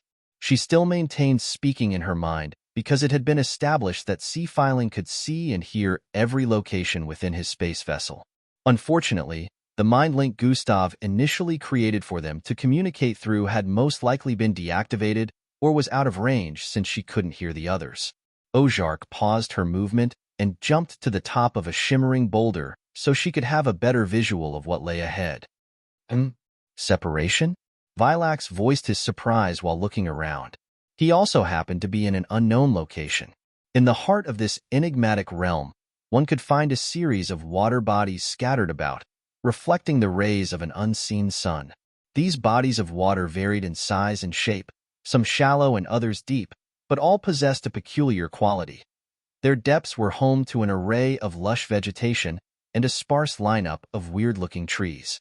These trees, with their gnarled branches and twisted forms, appeared as if they were dancing underwater, their leaves swaying in a silent rhythm known only to the depths.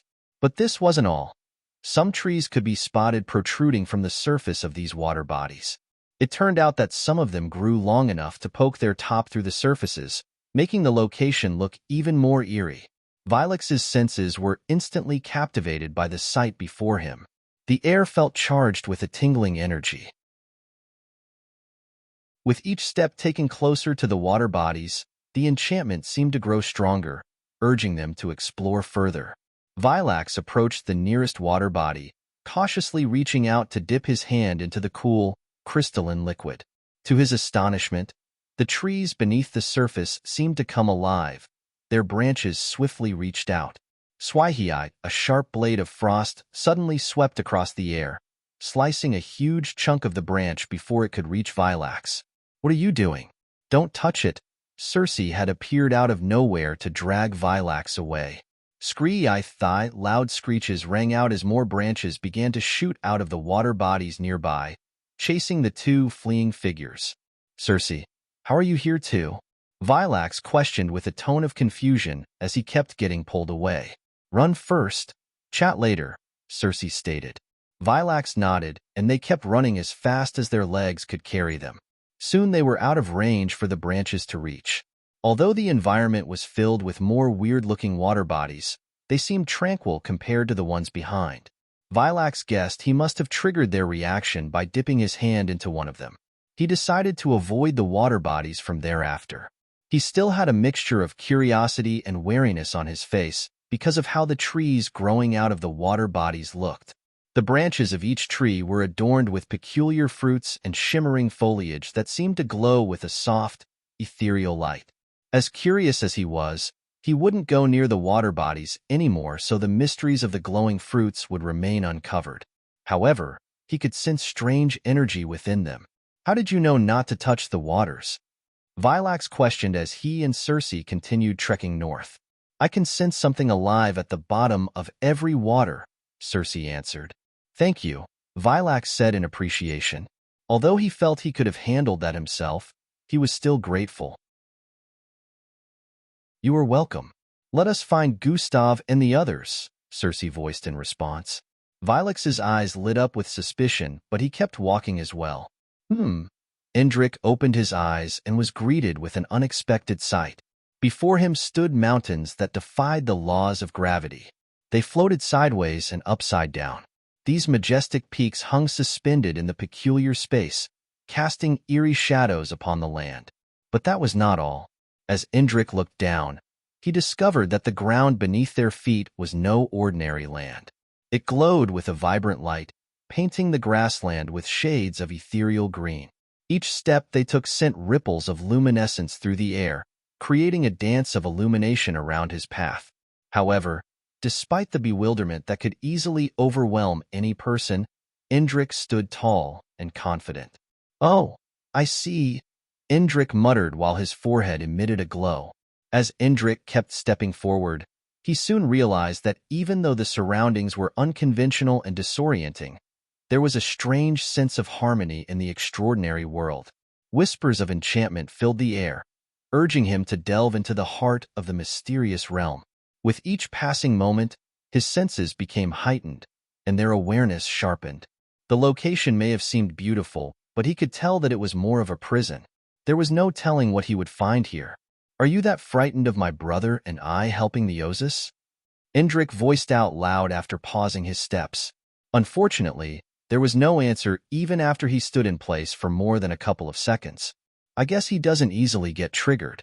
Anyways, I need to get out of here," Indrik said internally, while taking steps forward.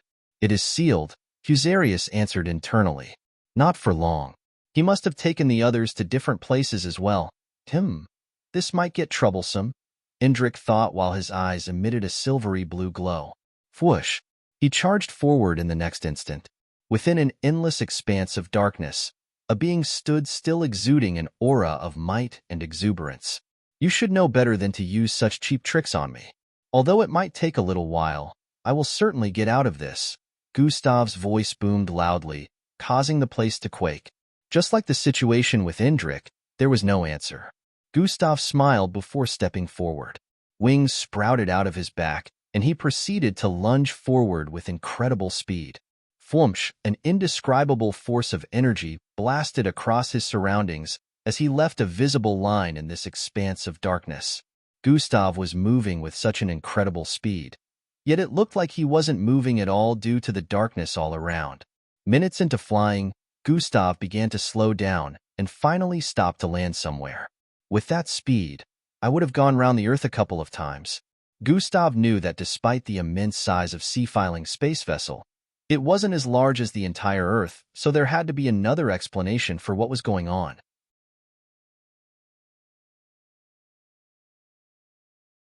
Chapter 1386. Come and find me. I see. Space expansion. Gustav came to a sudden realization. "I thought you'd never figure it out," the system voiced internally. "I was contemplating on what type it might be. I just figured out that the faster I go, the larger the expansion of this domain." Gustav responded internally. "Bullseye. So automatically, the space contracts the slower I move.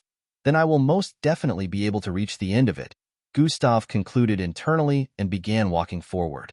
He knew this would take some time, but it was now guaranteed that he would get out of this space. It would seem Sea-Filing wanted to trap Gustav here for longer, which made him wonder exactly what Sea-Filing's plans were. Gustav's steps were like running. With every little movement, he would cross a distance of more than 100 feet. Gustav felt Sea-Filing must have sent him to this space with an estimation of his speed in mind. He would have continued flying for a very long time if he hadn't figured it out. Since the space started to shrink, my perception has breached other locations within the space vessel. Time to reactivate the mental link, Gustav said internally. Mental link has been activated. Gustav sent his perception to the furthest reaches he was currently capable of due to the effects of the space. He was finally able to sense a couple of familiar movements after a while. Some were a couple of levels below him, while some were at the corners of his perception. "Can you guys hear me?" Gustav resumed speaking internally. "Gustav? Is that you, Gustav?" Gustav heard two familiar voices respond to him through the mind link first. "Ozark. Milox, are you two okay?" Gustav questioned. "I think so," Ozark replied with a tone of uncertainty. "I have been trapped in this place for hours. I don't think it has an end," Ozark voiced as well. "Yes, Sea-Filing has some space expansion tech installed in his space vessel," Gustav pointed out. "That explains why I wasn't able to leave even after moving around for hours." Ozark had a tone of realization as she spoke. "You guys can also redirect energy and make it yours, right?" Gustav questioned. "We can," both of them answered simultaneously. "Then, find where the space expansion machine is installed, corrupt its energy and shrink the space so you two can find a way out," Gustav stated. "It will take days if you keep trying to leave through conventional means. To make matters worse, we don't know how the others are faring as well," Gustav added. "But how do we find it? If the space keeps expanding, that naturally makes it more difficult to locate," Ozark questioned with a bothered tone. "That should be simple. Retrace the energy routes from the ground. The space expansion machine should give off little streams of energy, barely noticeable, but with your abilities, all you two need to do is separate them and find the right stream. Follow it to the center. I am 100% sure I am installed on the floor somewhere there, Gustav explained in the best way he possibly could at that moment. Is that what you're doing too? Ozark questioned. I am not like you guys. I can't corrupt energy like you, or make it mine even though I can sense it. The best way for me to get out of here would be for me to move as slowly as possible while following the whips. If I come across the location of the machine installation before I reach the exit, then I will certainly destroy it, Gustav responded. He certainly couldn't risk going fast at that moment. However, he had other plans. Ozark and Milox decided to do as Gustav instructed. While they were busy up there, Gustav was slowly sapping energy out of the space. Walking had truly made the space contrast, but imagine having to walk the distance it would take to circulate a planet. Even at his current walking pace, it would take days, and he didn't have days. Increasing his pace was out of the equation, so other options had to be considered. Currently, there was a spherical invisible orb floating around Gustav. Even C-Filing was unaware that Gustav was currently sapping energy out of the space. The space expansion machine installed there was getting weaker by the second, making the space contrast at a much faster rate. 3 hours. Gustav muttered. Indrik stood atop a summit positioned sideways across the air. He stared deep into the unknown space. He found himself with a slight expression of admiration. Doing this to someone with abilities like mine was your first undoing? I already found a way out, Indrik muttered with an unbothered tone. Even if you did find a way out, do you think you can get to the Oasis before they meet their fate? C-Filing's voice rang out vibrantly across this space. You finally spoke. Looks like I got one thing correct. Indrik bore a straight look while responding. Ha ha ha, Indrik Oslov. You pique my interest even more than your fugitive brother. C-Filing voiced once more. I can't say the same. I have no interest in people who abduct species against their will. Indrik shook his head with a disinterested look. I am a sovereign of balance. As such, I must make sure to preserve the species of the cosmos regardless of the method at my disposal. Now don't act like you are not doing this for your selfish gains. Indrik folded his arms while peering into the distance with a look of conviction. Selfish gains, yes, but that is not all there is to this, Indrik Oslov. A young lad like you cannot understand the purpose that I am burdened with, but I shall try to enlighten you, C-Filing stated powerfully. The universe is fated for destruction, but guess what will remain when that comes to pass? He paused for a bit before resuming. My vessel and I. When the universe does meet its end, I would have gathered extraterrestrial species from all across the universe.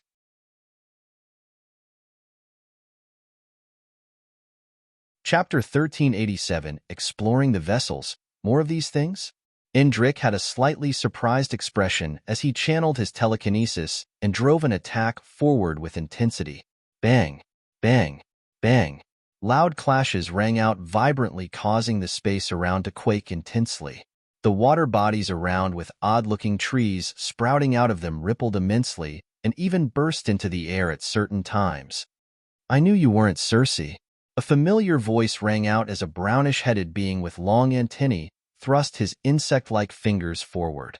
A bunch of dark arrows swam across the barks of the weird-looking trees around, and in the next instant branches swung at the being in midair who had the same appearance as Circe. The being then reached out to grab the branches, which had turned into long whips.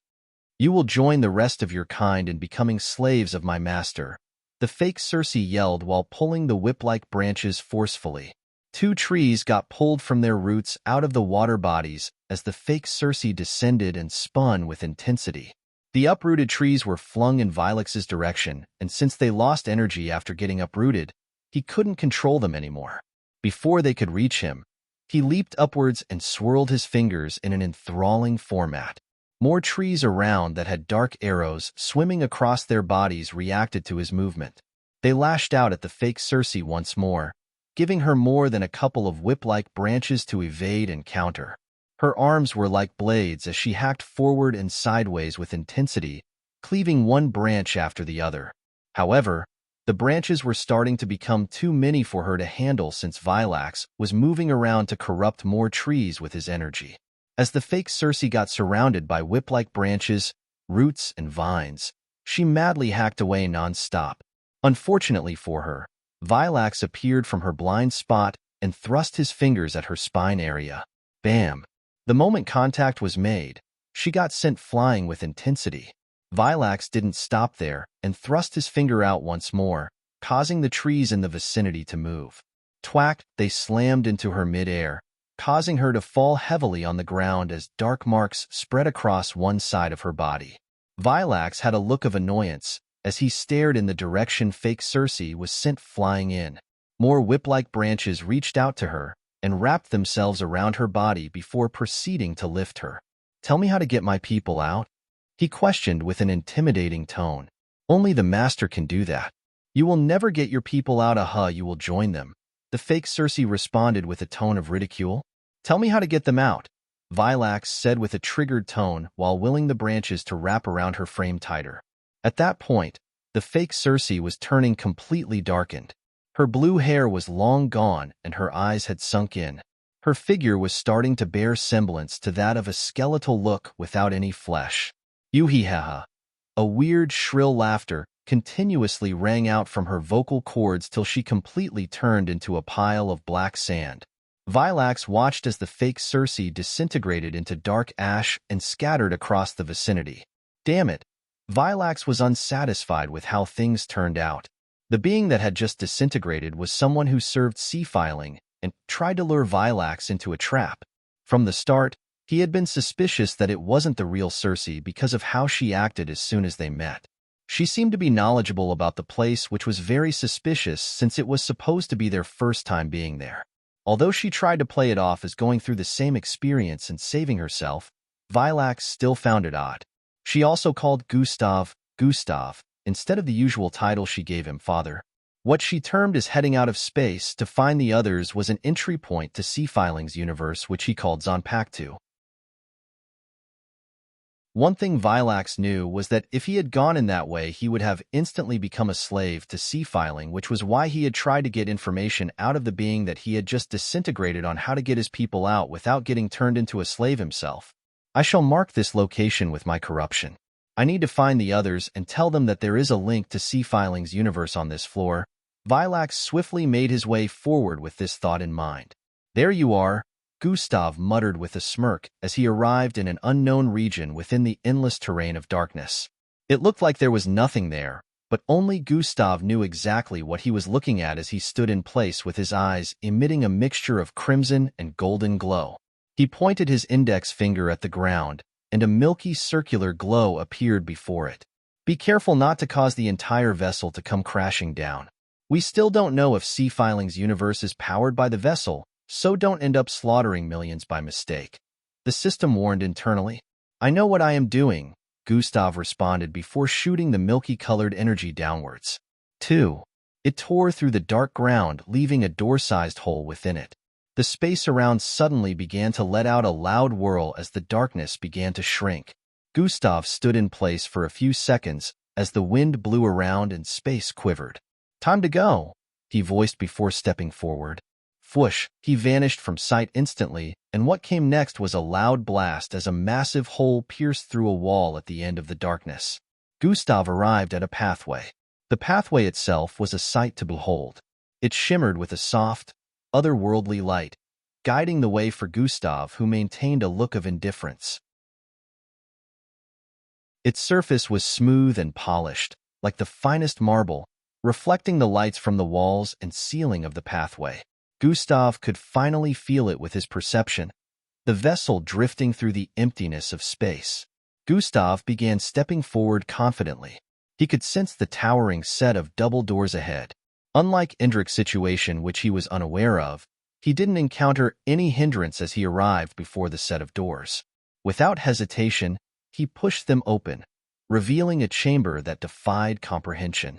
Stretching out before them was a panoramic view of distant stars and celestial wonders, an awe-inspiring panorama that transcended imagination.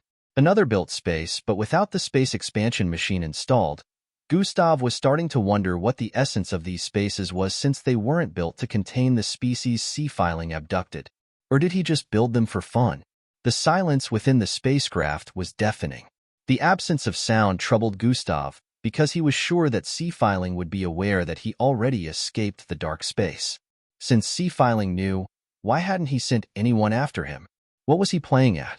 Time seemed to be simultaneously suspended and fleeting as Gustav walked further into this space. The only thing of significance he noticed was a silver clock of sorts floating in this depiction of the cosmos.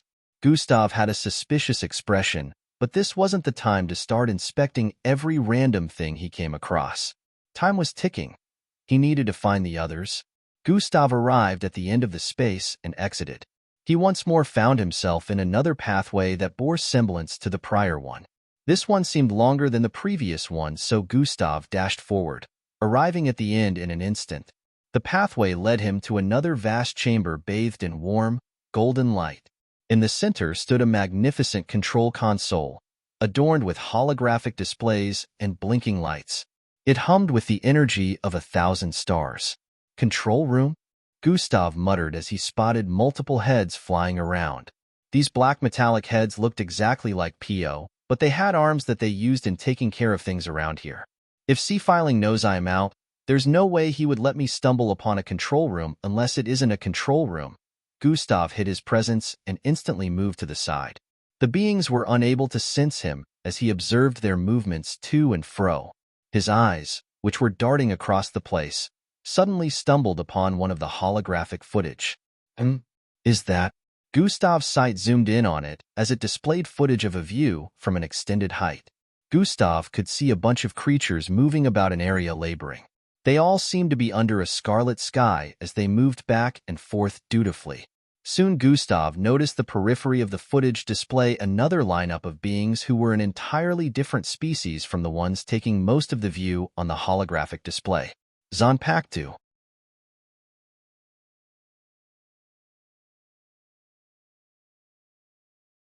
Unlike Pio, they were speaking a different language, but of course, Gustav could understand them. They were a bit dissatisfied with sea-filing asking for them to detain Gustav while he sent reinforcements because they felt he undermined their capabilities. Recalling how swift Pio was, Gustav didn't doubt that they were forces to be reckoned with. However, even sea-filing was smart enough to know that the only thing they could succeed in was delaying Gustav for a bit. Gustav stared at the holographic projection of the Osis before him, which displayed them working. It looked like they were transferring and transmitting energy from different sources. It was a magnificent sight, and from what Gustav could tell, it seemed like they were very much needed in the sea-filing universe, but he didn't care. He now knew where the captive Osis were located within Zonpaktu. He had gotten what he wanted, and it was time for him to leave. Gustav didn't intend to engage the cauldron-sized metallic-headed beings. He knew he would be giving out his location to sea-filing if he did that, so he decided the best course of action would be to leave as quietly as he came. What he needed to do, however, was find how to gain access to Zonpaktu. Their initial plans had been completely annulled since they didn't have a clue as to what they would have encountered upon meeting sea-filing. It was a truly unexpected experience. It has already been a day, Milox muttered while walking out of a crop field bathed in scarlet rays of light. What lay ahead of him was a massive silver wall. He seemed to have reached the end of the space. Could Gustav Crimson have left already? He wondered after realizing that the 1-week time frame they were given was already up. Well, if he has, I will have to save my people by myself. Milox steeled himself and continued stepping forward confidently. He wasn't in any way disappointed by the thought of Gustav leaving because, on the bright side, he did help them get to sea-filing. Was he scared of facing such a scary being on his own? Yes. However, he decided that for his people, he would use everything at his disposal to make sure he freed them. He arrived before a passageway and wasted no time before stepping into it. There was no doubt that the space vessel was incredibly massive, so it would be difficult for him to find where his people were, but Milox sped forward. If it was going to take him hours, days, or months, he would make sure he found them. Milox soon arrived at 2 intersecting stairways and found it difficult to decide in which direction to head. After a brief contemplation, He picked the right stairway and headed forward with speed. At the end of the stairway was a path that led to a few entrances. Milox instantly picked the first one, but the moment he stepped in, he regretted his actions. "Oh," he said internally the moment he arrived in an all-white massive space. Within this space was an army of dark metallic cauldron-sized heads. Milox counted at first, but soon stopped when he noticed they weren't just beyond thousands of them. There were millions. The eyes of the head-shaped beings lit up as they all turned to stare in Milox's direction. He felt a chill permeate his spine as their stares had him rooted in place with a wary expression. "Just pretend I was never here," Milox voiced while turning around. Churr, loud screeches rang out as the head-shaped beings ascended into the air and sped after him the moment he stepped out of the space. "Damn it," Milox cussed under his breath as he ran as quickly as he could, not daring to look back. Tens he could handle, 100 he could manage, thousands he might have difficulties, but he could come out on top. But millions was where he drew the line. These head-shaped beings were incredibly fast, almost like PO, so he needed to find a way to lose them before he lost his limbs due to them. Within a tube-like space, a young man with curly black hair could be seen ascending with incredible speed. "I am closer to it now," Endrick said internally as he closed in on a bright light above. "You need to be careful. I would advise joining up with your brother," Fusarius suggested. "I would, but I still can't sense his presence. I can only head for C-filing himself now. Since he asked for a chat, then I shall give him one first," Endrick responded internally as he arrived before the light. Zhin, as he phased through, he arrived at another pathway with incredibly massive doors at its end. Endrick could already sense what lay ahead due to the light shimmering from the doors in the distance. He strode forward with an expression of seriousness and arrived before the doors in just a few moments.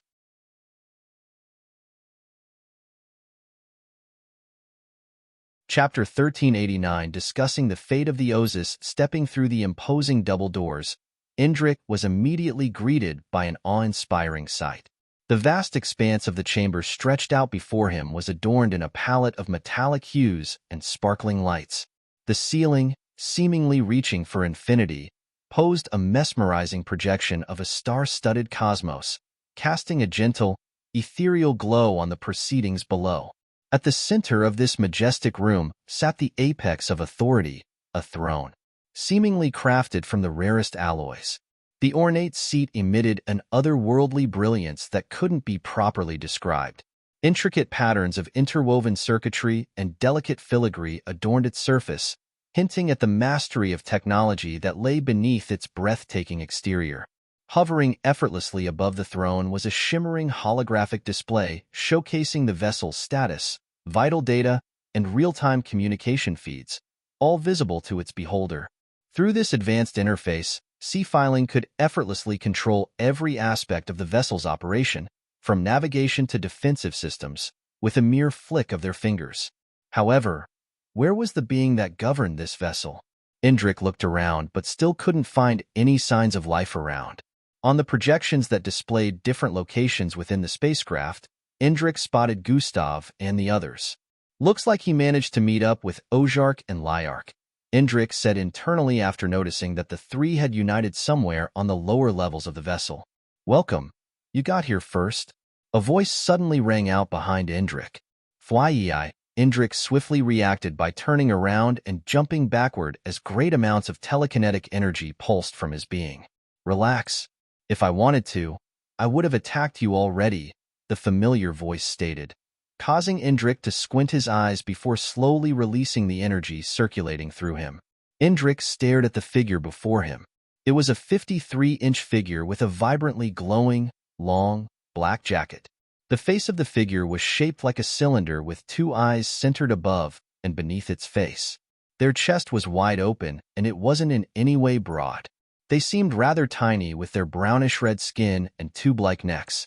The one before him at that moment was none other than the being that had been giving them the runaround since they arrived on this space vessel. C-Filing. He looked nothing like Endrick envisioned in his head. If anyone else were there, they would have felt duped as well.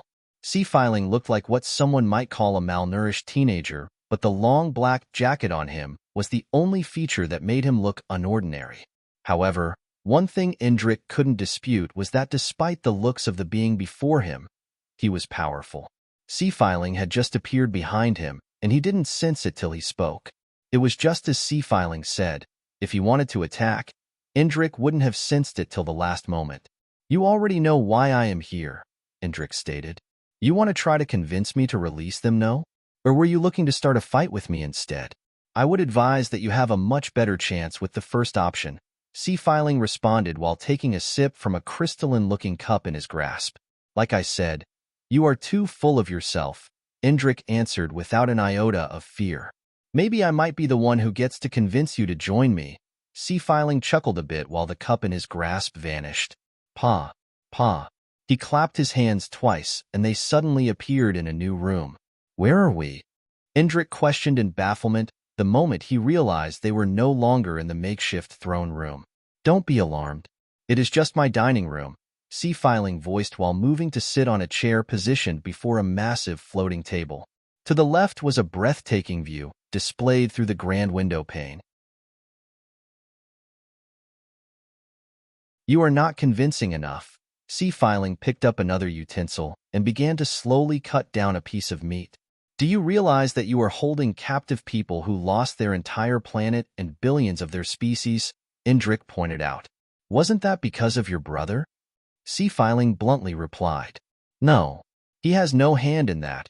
It's just the narrative the Alliance put out." Indrik instantly defended Gustav. "I see." Sea-Filing didn't try to argue. "These people practically lost everything. If anything, they deserve to be reunited with the ones that are left instead of being held captive here," Indrik added with a justifiable tone. I see. And what of the other species in captivity? They don't deserve the same treatment just because their planet hasn't been destroyed yet?" Sea-Filing voiced calmly. "I didn't say. They don't deserve to get reunited with their people too?" Sea-Filing cut Indrik short before he could complete his statement. "They deserve to be left here while only the Ozus attain freedom?" "I'm not saying." Indrik suddenly paused as he thought about it. The more Sea-Filing spoke, the more sense he made. "You see how flawed your line of thought is? If you care as much as you claim to do, you would want to save them all and not just a single species," Sea-Filing stated with a tone of certainty. Indrik was silent for a bit as he sat in place contemplating. "It is obvious that this venture of yours came from a place of selfishness, yet you call me a selfish being. If anything, I care about the universe more than any of you. I am building a universe to save our species. A universe with no strife and want. A universe where every species can coexist naturally without wars or divisions, yet you and your selfish companions want to ruin that." Sea-Filing continuously berated Indrik. "Just let them go," Indrik voiced out. "My answer remains no. You are free to join me in my quest if you wish to stop being selfish," Sea-Filing voiced while taking a sip from the cup before him. "Can't you see how instead of building a new universe you could just try to save the one we have?" Indrik questioned. "No. There is no way out of this universe. It is doomed," Sea-Filing stated like he could see the predestined fate of the cosmos. "Unlike you, I don't believe that. I am not joining you." Indrik shook his head. "Then we have nothing more to discuss," Sea-Filing voiced calmly while placing the tools in his grasp on the table. "Yeah. End of discussion," Indrik responded while getting to his feet. Fuhumsh, a burst of violent energy rippled forth from his being, causing the table to get blasted back along with every single piece of furniture in the room besides the one Sea-Filing was sitting on. Amid the chaos, Sea-Filing sat still with a calm expression. "How unfortunate," he muttered. In another part of the space vessel, Gustav, Ozark, and Liark could be spotted speeding across a hallway full of unknown metals protruding from the ground and walls. The entire place suddenly began to tremble violently, causing them to come to a sudden halt.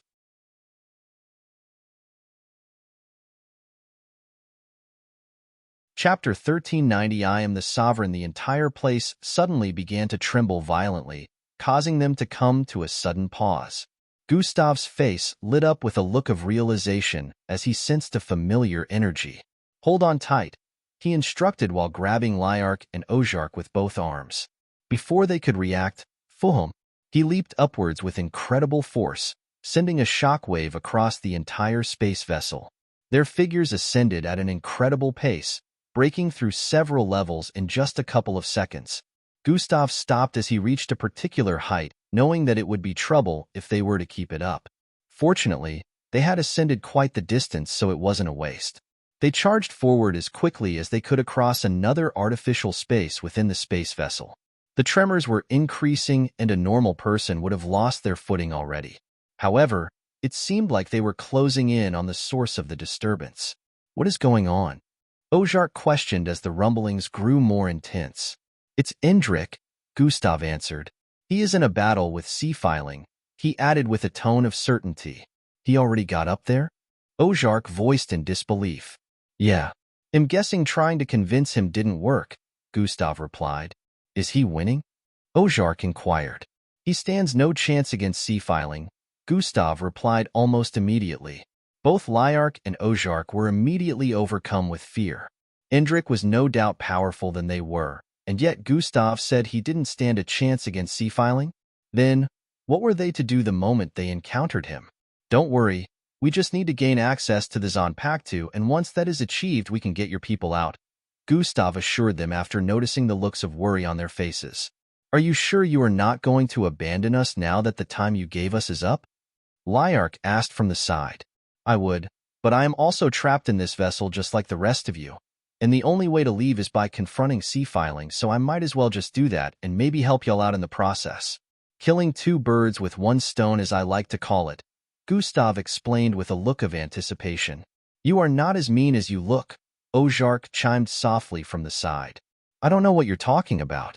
I just want to get out of here. Gustav maintained a straight look as they arrived at the exit of the current space they were in.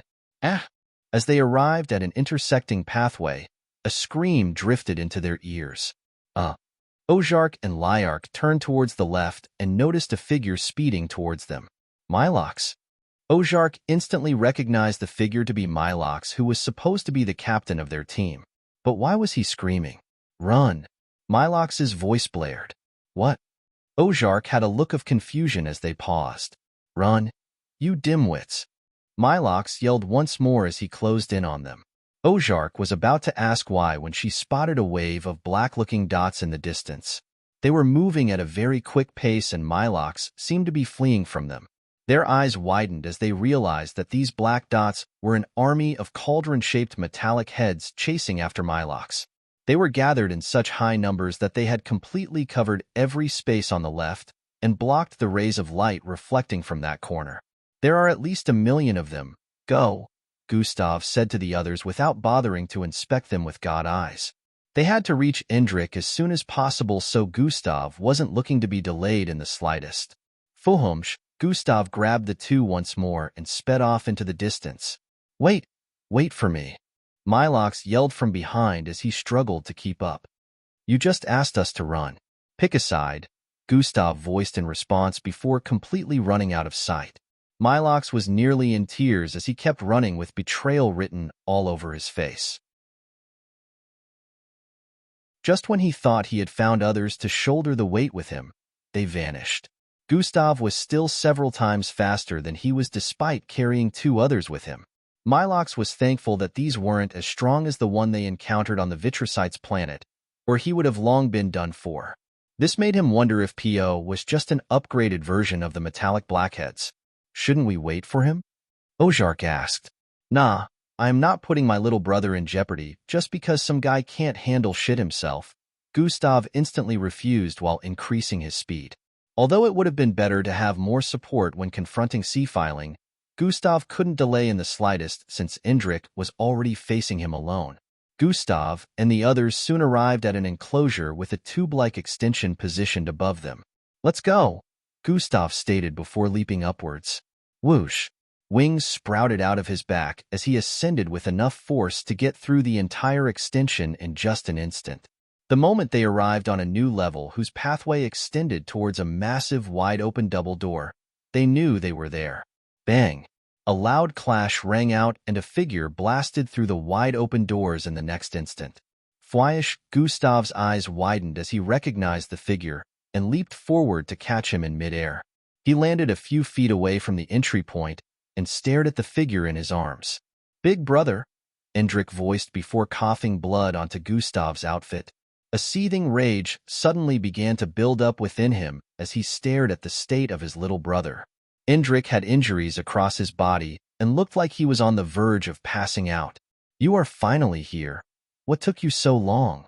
A loud voice rang out from the interior of the space beyond the wide-open doors. "Did you do this?" Gustav questioned with a bone-chilling tone as the temperature in the vicinity dropped by many degrees. "Oh. It seems you have reached the point where you are powerful enough to affect the state of your surroundings with just your mood. Good, good. You live up to your reputation." The sound of relaxed footsteps reverberated loudly as the owner of this voice came into view.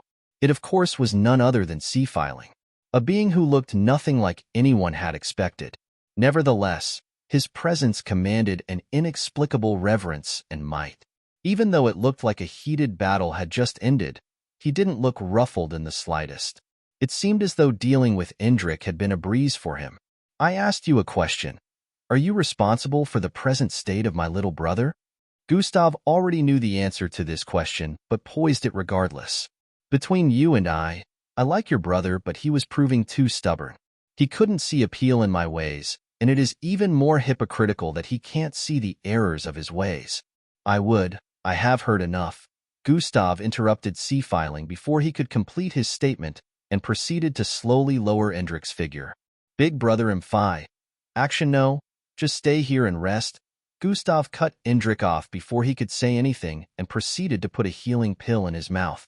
"I thought you were someone that could be reasoned with," Gustav voiced while slowly stepping forward as streams of violent energy began to circulate his figure. "I am," Sea-Filing answered. "Oh." Gustav scoffed as he inched closer with every step. "You see, you and I are not so different, Gustav Crimson. The only part where you fall short is retrospective thinking. You never wonder if your actions are hypocritical or not so long as they benefit you. Maybe that is why I like your brother more than I like you." Sea-Filing spoke like Gustav was a long-time friend that he hadn't seen in ages. "I am nothing like you," Gustav stated as he arrived before Sea-Filing. "In denial, I see. You said you thought I was someone who could be reasoned with, but did you ever stop to ask yourself if you are someone that can be reasoned with? Isn't it quite hypocritical that I am trying to reason with you right now, but you are baring your fangs at me ready to sink them into my flesh any moment from now?" Sea-Filing remained calm as he spoke rationally. Winds began to howl intensely as the energy surrounding Gustav rapidly increased. "After leaving my little brother in such a state, I have no intentions of being reasonable. We are way past that," Gustav stated before sending a fist at Sea-Filing. "How unfortunate." Sea-Filing shook his head while staring at Gustav's approaching fist in very slow motion. "Shall I remind you that this is my vessel? I am the sovereign."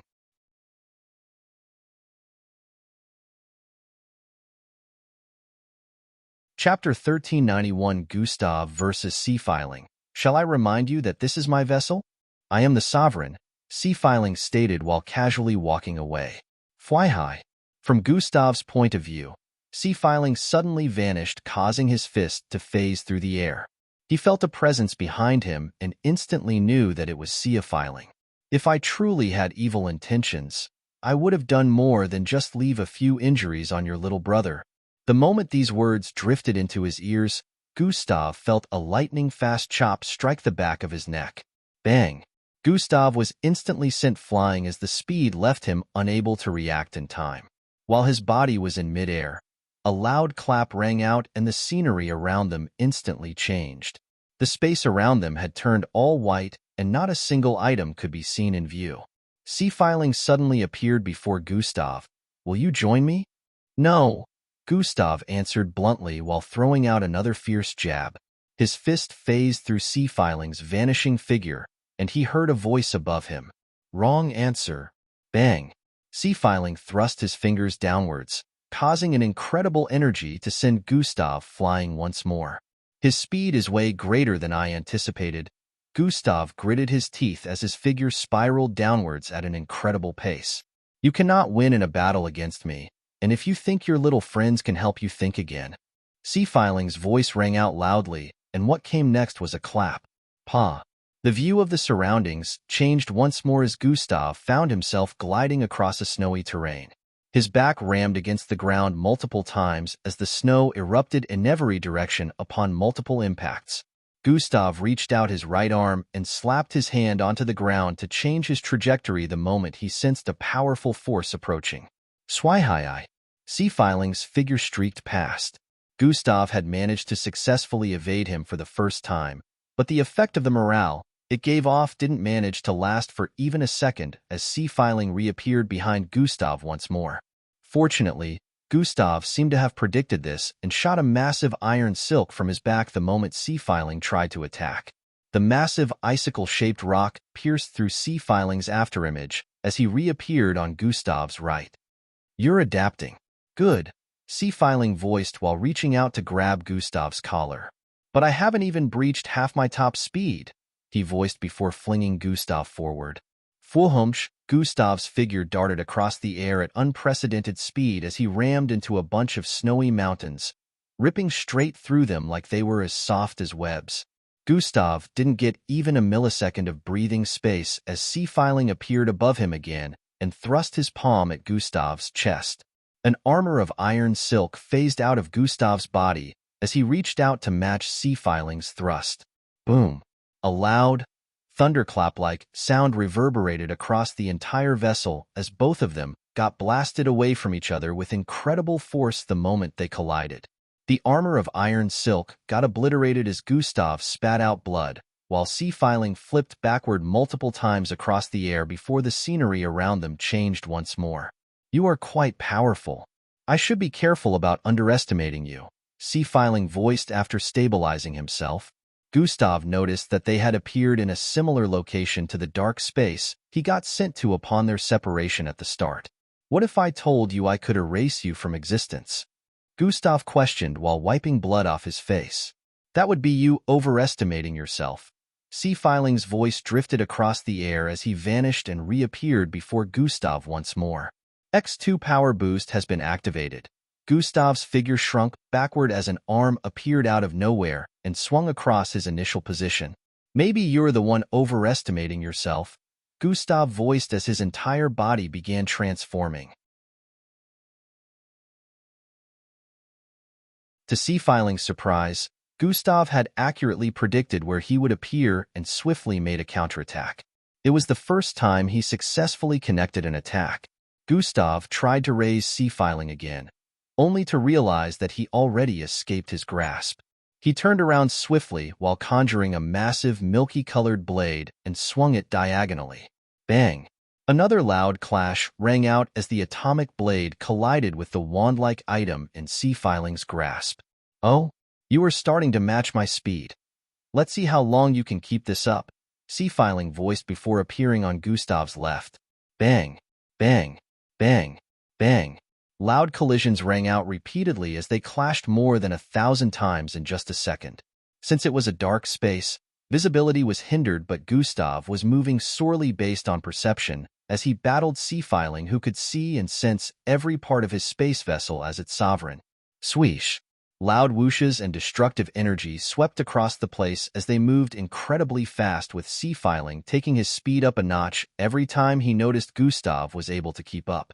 Gustav was slowly getting pushed back as he found himself falling short of Sea Filing's speed and strength every time Sea Filing took it up a notch. The battle was getting more intense with every passing second. Even the space expansion machine within their current location was getting strained, trying to keep up with the speed at which the space was expanding.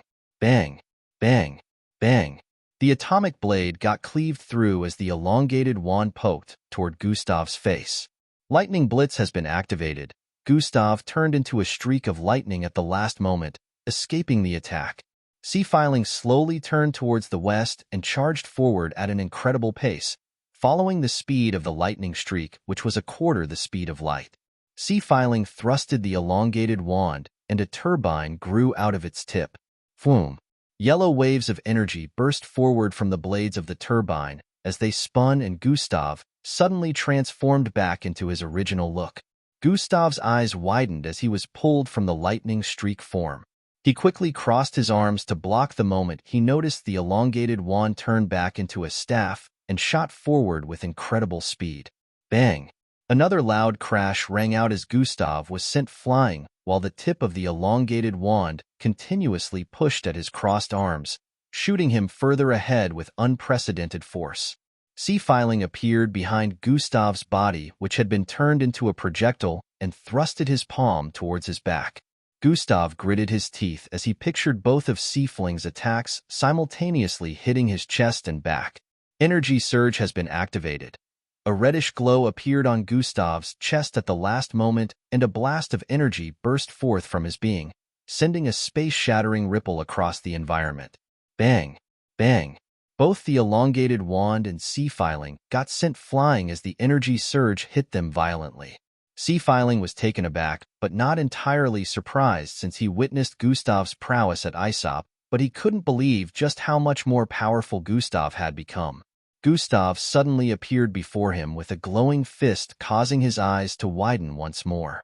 Think twice before harming a loved one of mine next time.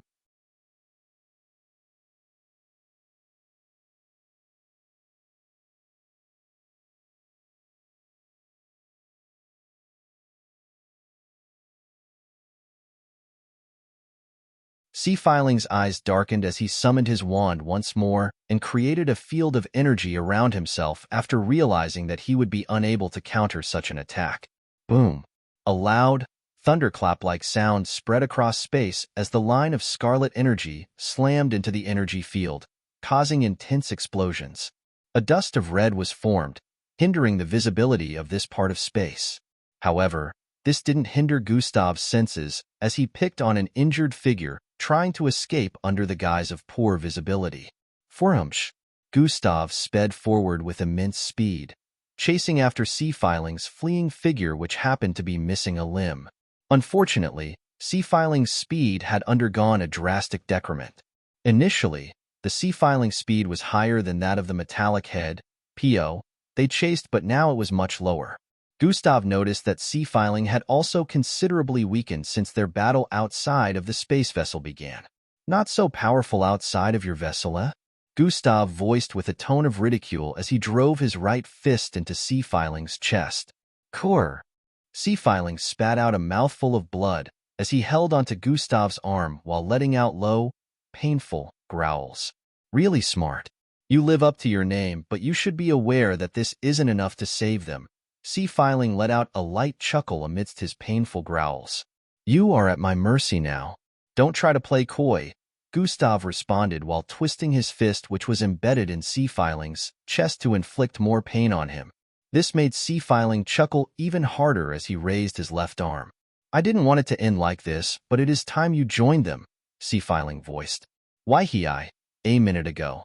Within the vessel, the group of 4 Ozus directed the energy flow within the rings of light. The place had quietened as they peaked their focus on what they were trying to do. Thrya, one of the rings of light, already had black arrows swimming across it.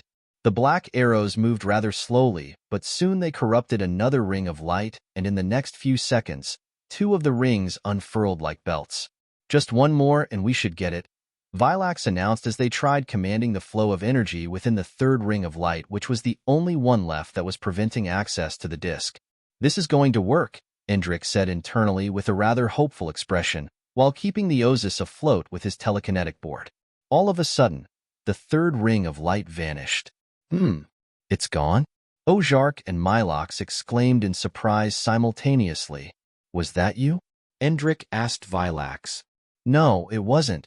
It just disappeared, Vilax replied with a bewildered expression as well. Who cares if it is gone anyways? Let's get the disc, Milox yelled. Vilax nodded and reached out to grab the disc when it suddenly moved. Fui! The disc flew forward before turning to show its reflective surface. What is going on? Ozark voiced with immense confusion. An aura of foreboding filled the place as the disc increased in size, and every single one of them witnessed their figures appear on its reflective surface. It was currently like a mirror that had them in full view. Endrick's eyes suddenly widened as he yelled, "Run!" However, before any of them could react to that, silver rays engulfed their figures, and they instantly got beamed towards the disc. Reflection their figures appeared as miniature versions on the surface of the disk for a few seconds before they completely vanished. After this happened, the disk flew out of the makeshift throne room at an insane speed and broke through a part of the space vessel's wall. Bang! I didn't want it to end like this, but it is time you joined them, Sea-Filing voiced. Why Gustav spotted a circular, glowing silvery object from the peripheral of his vision whisking towards them. The speed of this object was incredibly fast, but Gustav had noticed it on time, so his first thought was to stop whatever it was. However, a voice suddenly appeared in Gustav's mind. Reflection Gustav recognized this voice to be that of Indrix and swiftly activated Lightning Blitz. Lightning Blitz has been activated. He turned into a streak of lightning and vanished into the distance before the object could arrive. In the next moment, it had appeared in place, and SJ, who was still positioned on the other end, appeared on the reflective surface of the disk. A silvery light engulfed its figure, and it vanished. Sea-Filing floated in place with a distraught expression as he looked around trying to find Gustav. However, Gustav was long out of range of the disk's reflective surface. How did he know he had to move? Sea-Filing wondered out loud. Now he was left on edge. Not only had Gustav inflicted a lot of damage, but he also managed to figure out that he needed to escape the reflective range of Sea-Filing's disk. Sea-Filing felt like he had missed his chance to take Gustav by surprise. Monthly goals. 500 golden tickets equals 4 chapters mass release.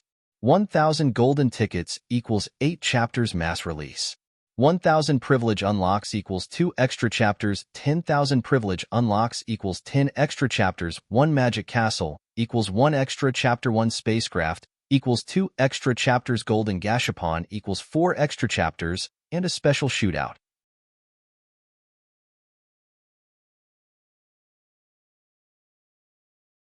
Chapter 1394. You are doomed. Sea-Filing felt like he had missed his chance to take Gustav by surprise. It doesn't matter. He will join them whenever he chooses to show up, Sea-Filing muttered while the disk grew even larger as it floated above him. The disk had become as large as a skyscraper at this point, and Sea-Filing reason for increasing its size was to expand its range of reflection. Unfortunately, except for the starlights in the far reaches of outer space, no other reflection could be spotted. Sea-Filing decided to return to his vessel at that point. He knew Gustav couldn't run forever, and he also needed to treat his injuries, so he decided that waiting out there wasn't going to help the situation.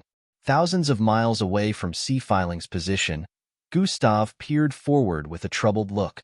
How are we still able to communicate if you all got transported into Zanpakuto? Gustav questioned internally. Fusarius separated my consciousness before we got transported into it. On the surface, I am being controlled just like everyone else, but this part of my consciousness managed to escape the control. Indrik answered Gustav as they communicated mentally. What about the others? Gustav inquired. All turned to slaves. They are being taken to where the other Ozis were stashed to join them in developing Sea-Filing's universe. What is it like there? Gustav asked once more. Large. Much larger than the size of many planets conjoined. The number of species here is way more than we thought. I know. Can your free consciousness give you access to control your body? That is what I am trying to do. If I manage to regain control, I will try my best to help the Ozis from in here. Good. I'll see what I can do to Sea-Filing from out here. I need to make sure he doesn't get back into his vessel, Gustav responded with a gaze of determination. Be careful. Remember, you must not get caught in the reflection of the disk, or you will get sent here like the rest of us. Yeah. Gustav immediately activated Lightning Blitz once more. Lightning Blitz has been activated. His figure turned into a streak of lightning and sped forward at an alarming pace. Sea-Filing, who had just arrived before his space vessel, suddenly felt an incredible force of energy surging from the west. The moment he turned to the side, a fist was already bearing down his face. Bang! Gustav's fist rammed into his face, causing blood to spill out as his figure got catapulted into the distance. Bluer, you never learn, Sea-Filing mumbled as he turned his finger slightly, but Gustav turned into a streak of lightning once more. Thrias, he vanished before the disk could pick on his reflection. Sea-Filing had a slightly frustrated look as he turned an entire 360 degrees to try and pick out the direction Gustav might appear from next. To his dismay, he picked the wrong direction and Gustav reappeared from his 5 o'clock in the form of a lightning streak once more. Bang! Gustav's fist sent him flying into the distance, further from his space vessel. The moment he made the disc turn to catch Gustav's reflection, the culprit had already vanished once again. Sea-Filing had gotten even more frustrated than before as the same event played out a couple more times.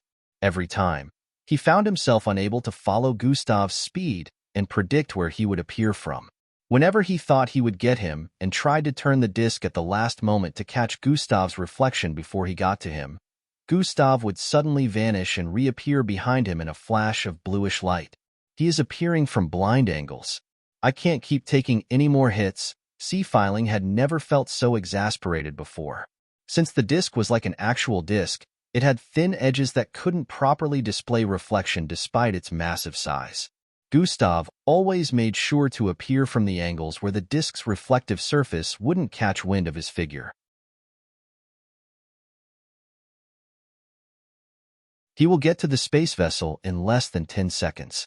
I can't wait, Gustav thought while tapping on his dimensional bracelet. The reason he was able to change trajectory lots of times when Sea-Filing managed to turn the reflective surface in the direction he was heading was because of the dimensional bracelet. He had already put dimensional markers around the area Sea-Filing was positioned, so his movement could be fluid enough. Dimensional travel in 3, 2, 1. Sea-Filing stood on his disc as the massive space vessel appeared in his line of sight. Fwyish, a triumphant grin appeared on his face as the disc closed in on it. However, at that moment, a burst of blue light appeared before him. Within this blue light was the figure of the same assailant that had been giving him trouble for quite some time. You are doomed, Sea-Filing chuckled as he felt Gustav had foolishly revealed himself since the disc would be able to capture his reflection now. SJ, lend me the dark ability.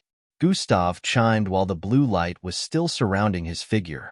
Thrive, a blanket of darkness, suddenly surged forth from Gustav's being, permeating the environment at a very quick pace. What? Sea-Filing exclaimed in utter shock as the darkness that was darker than the space surrounding them encroached the area. It was like the star lights in the distance were sinking into this space of darkness, and the reflective lights from the space vessel all vanished. In the next instant, both of them were trapped in a domain of darkness. Where there is no light, there cannot be reflection, Gustav stated with a logical tone. It was just as he said. The only reason the disc was capable of catching anyone's reflection out there was because that part of outer space wasn't entirely dark. The space vessel had light beams, and the stars in the distance also gave off a bit of illumination, but now that light was completely gone, the disc could no longer function. Now it's just you and me. In the depths of the despairing darkness, Gustav's voice rang out mischievously. Looks like I am tasked with heavy lifting. How typical, Endrick said internally as his hands moved from side to side, while massive materials got transported across the air with his telekinesis. He wasn't doing it willingly, but this was the task that had been assigned to him upon arrival in Zonpaktu. The Scarlet Skies were just like the first place they had arrived in within the space vessel, but it expanded for way longer. How is it going, Fusarius? Endrick proceeded to ask internally. Almost there. Prepare to battle, Fusarius answered. Some of the black, metallic-looking heads were aware of the internal state of Endrick's mind, since he looked like he was being completely controlled by the purplish shackle wrapped around his neck. It is done. The moment Fusarius' voice rang in his mind again, Endrick regained control of his body. Finally, he muttered while retracting his telekinesis.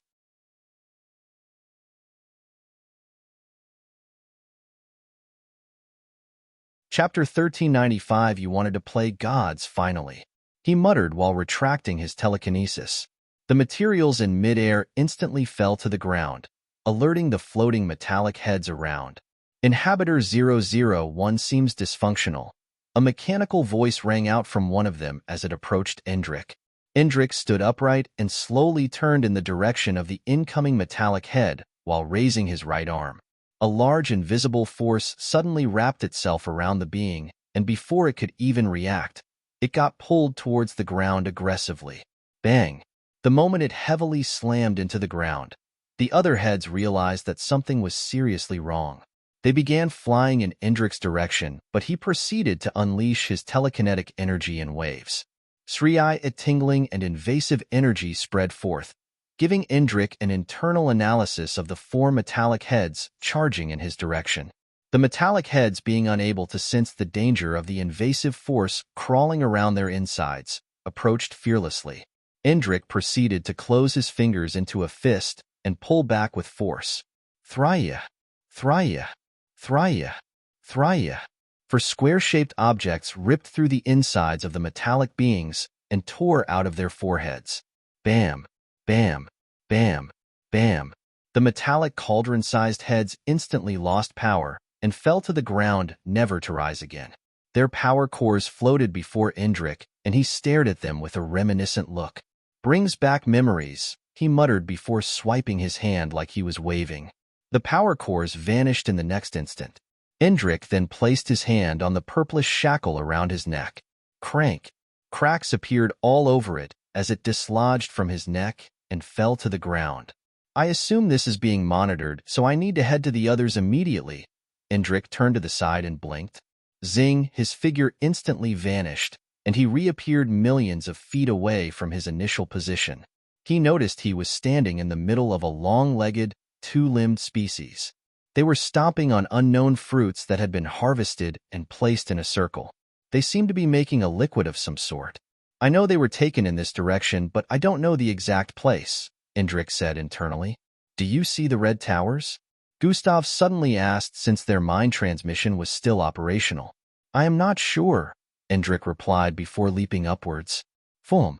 He ascended more than 5 feet tall and noticed a slope northwest that extended downwards. In the distance, the line of red towers could barely be spotted. I see them. Indrik conjured a telekinetic board while speaking. Good. When you arrive there, turn westwards and keep heading in a straight line. They are 400,000 feet away. Indrik proceeded to blink once more. He flew atop one of the red towers and turned west as Gustav instructed. Blink.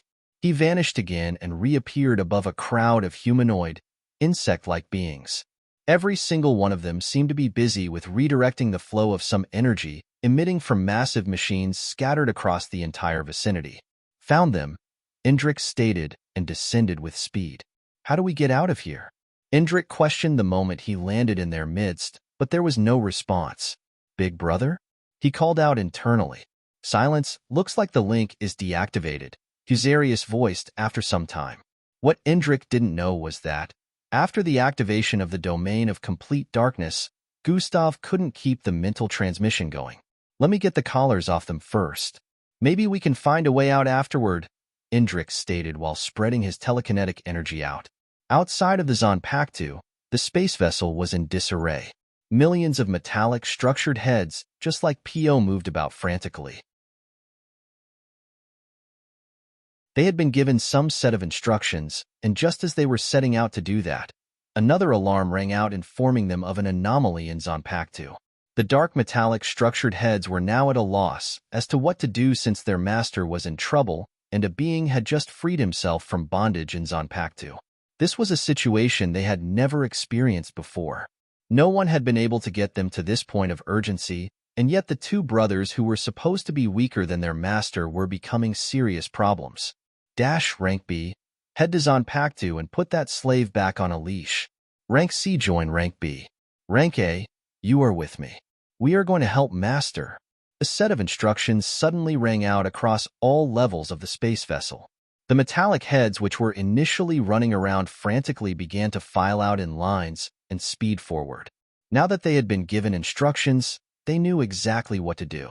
Po, who was in the makeshift throne room giving these instructions, had arms phased out of its head-shaped body. It proceeded to grab a tool shaped like a torch at the corner of the throne room and sped out in the next instant. Thousands of other metallic heads that looked just like him had formed a lineup before the entrance of the throne room. Let's go. Po yelled and flew forward hastily. Fly high, the other heads followed after it as they headed out of the space vessel in one accord. Bang, bang, bang, bang. Within a completely dark space devoid of any light, the sound of heavy collisions rang out, causing tremors. And you call yourself a sovereign. Bang. If only you could see your pitiful state right now. Bang. You wanted to play God. Bang. Well, how is that working out for you? Bang. Gus. Tav Krim, sons, Theo. A voice that seemed to be hyperventilating rang out, but what came next was another loud collision. Bang. Tell me how to get them out. Bang. Within the dark space where not a single figure could be spotted, Gustav could properly envision everything before him with his perception. Before him laid a limbless brownish-red figure bleeding from different parts of his body. His cylindrical face was especially swollen with two eyes completely shut. The person was none other than Sea-Filing, who had been taking a beating at the hands of Gustav for the past couple of minutes. Since you cannot be verbally reasoned with, maybe your cooperation will be acquired with violence. Gustav placed his hand on Sea-Filing's head once more and raised his battered figure. He arched his left arm back, ready to send another fist towards Sea-Filing's belly when a loud crash rang out. Boom! A powerful energy beam hit the exterior of his domain of darkness, causing small rays of light to escape through. Sea-Filing saw this as an opportunity, but even before the small light could reach him, Gustav turned around and blocked his view with the battered body of Sea-Filing. Sea-Filing's expectations were instantly crushed as Gustav's reflection was unable to properly appear on the surface of the disc, ruining his chances of sending him to Zanpakuto. The domain instantly closed up back, but what came next were barrages of attacks. Bang, bang, bang, bang, bang, bang. Your minions are here, Gustav stated with an unbothered tone. He could sense that there were over 100,000 of those metallic heads, raining powerful attacks on the domain of darkness, but the first one, which was the most powerful, hadn't landed since then. Gustav assumed it was done by the most powerful of all the metallic heads, Pio. He strengthened the domain for when it would attack again. Do you think they will be fast enough to get in here before I end you? Gustav questioned with an icy tone. Do I deserve to die? I never killed anyone, Sea-Filing weakly voiced out. Not when you turned my little brother into a slave and nearly did the same to me. For touching him, you already deserve to die 1,000 gruesome deaths. Gustav's answer caused Sea-Filing to remain quiet for a while. Tell me how to set them free? Gustav asked once more while raising his fist. Sea-Filing's silence caused Gustav to drive yet another fist into his gut. The number of times Sea-Filing had spat blood would have one thinking. He possibly couldn't have any more to spare, right? Are you masochistic? Gustav questioned before landing another blow. Bang! Yet Sea-Filing remained silent. If you're thinking about holding out until they get in here, think again. You'd be long dead by then, and I will figure out how to get them out on my own without your assistance since you have chosen to be useless, Gustav voiced while driving another fist into Sea-Filing's chest. Ha ha, kurr, ha ha ha ha. Sea-Filing suddenly began to laugh hysterically while coughing multiple times in between. Gustav couldn't help but display a troubled expression the moment he noticed this. Do you want to know why I am laughing? Sea-Filing questioned while still chuckling. Not necessarily, no, Gustav answered before giving the limbless being an uppercut. Sea-Filing was sent flying to the end of the domain.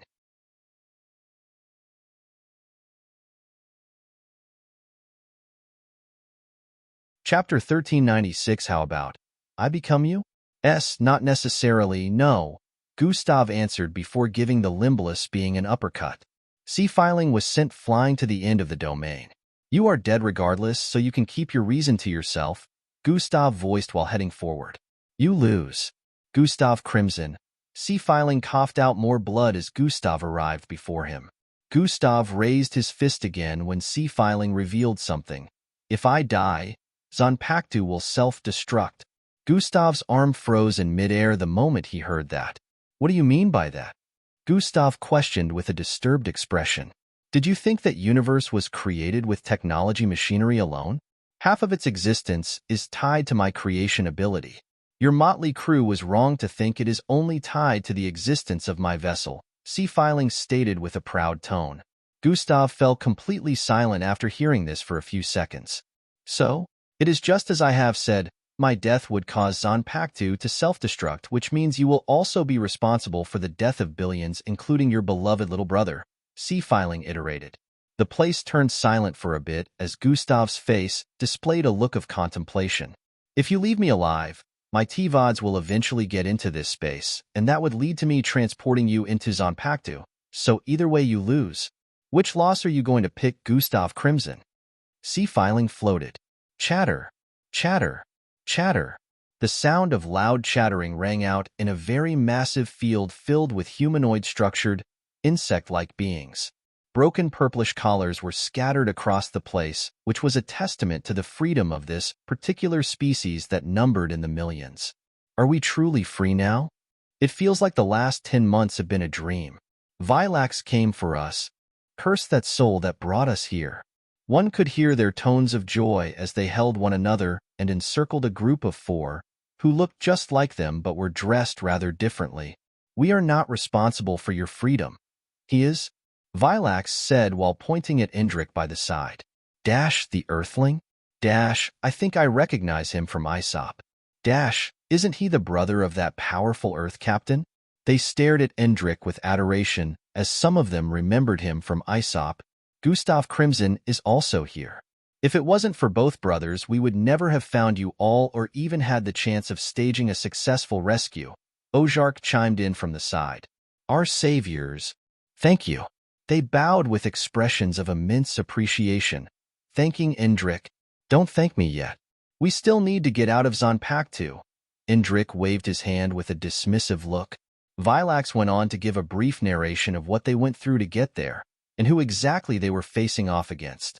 He explained to his people that they were currently in a universe of C-filings making, and they needed to get out to be truly free.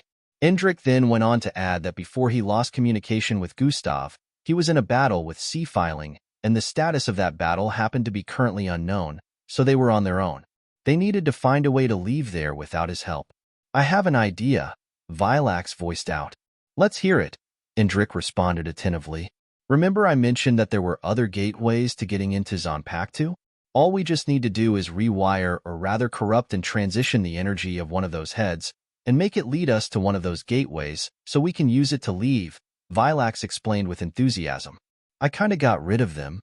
Indrik had a slightly guilty expression as he responded. Vilax's enthusiasm instantly died down upon hearing that. Just when they began to think of other means of exiting, a loud droning sound rang across the air. Everyone looked up and noticed a cloud of blackheads racing in their direction. Perhaps the heavens were listening, Indrik muttered with a light smile. Ha ha ha.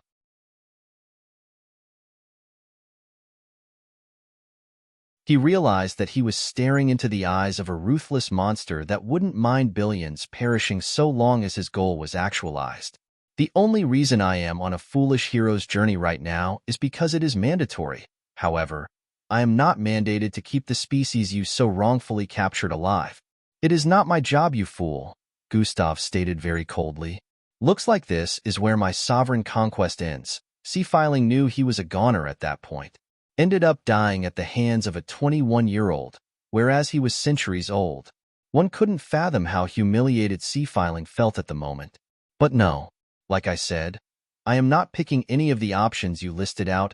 Gustav's face suddenly relaxed as he let go of C-filing's limbless body.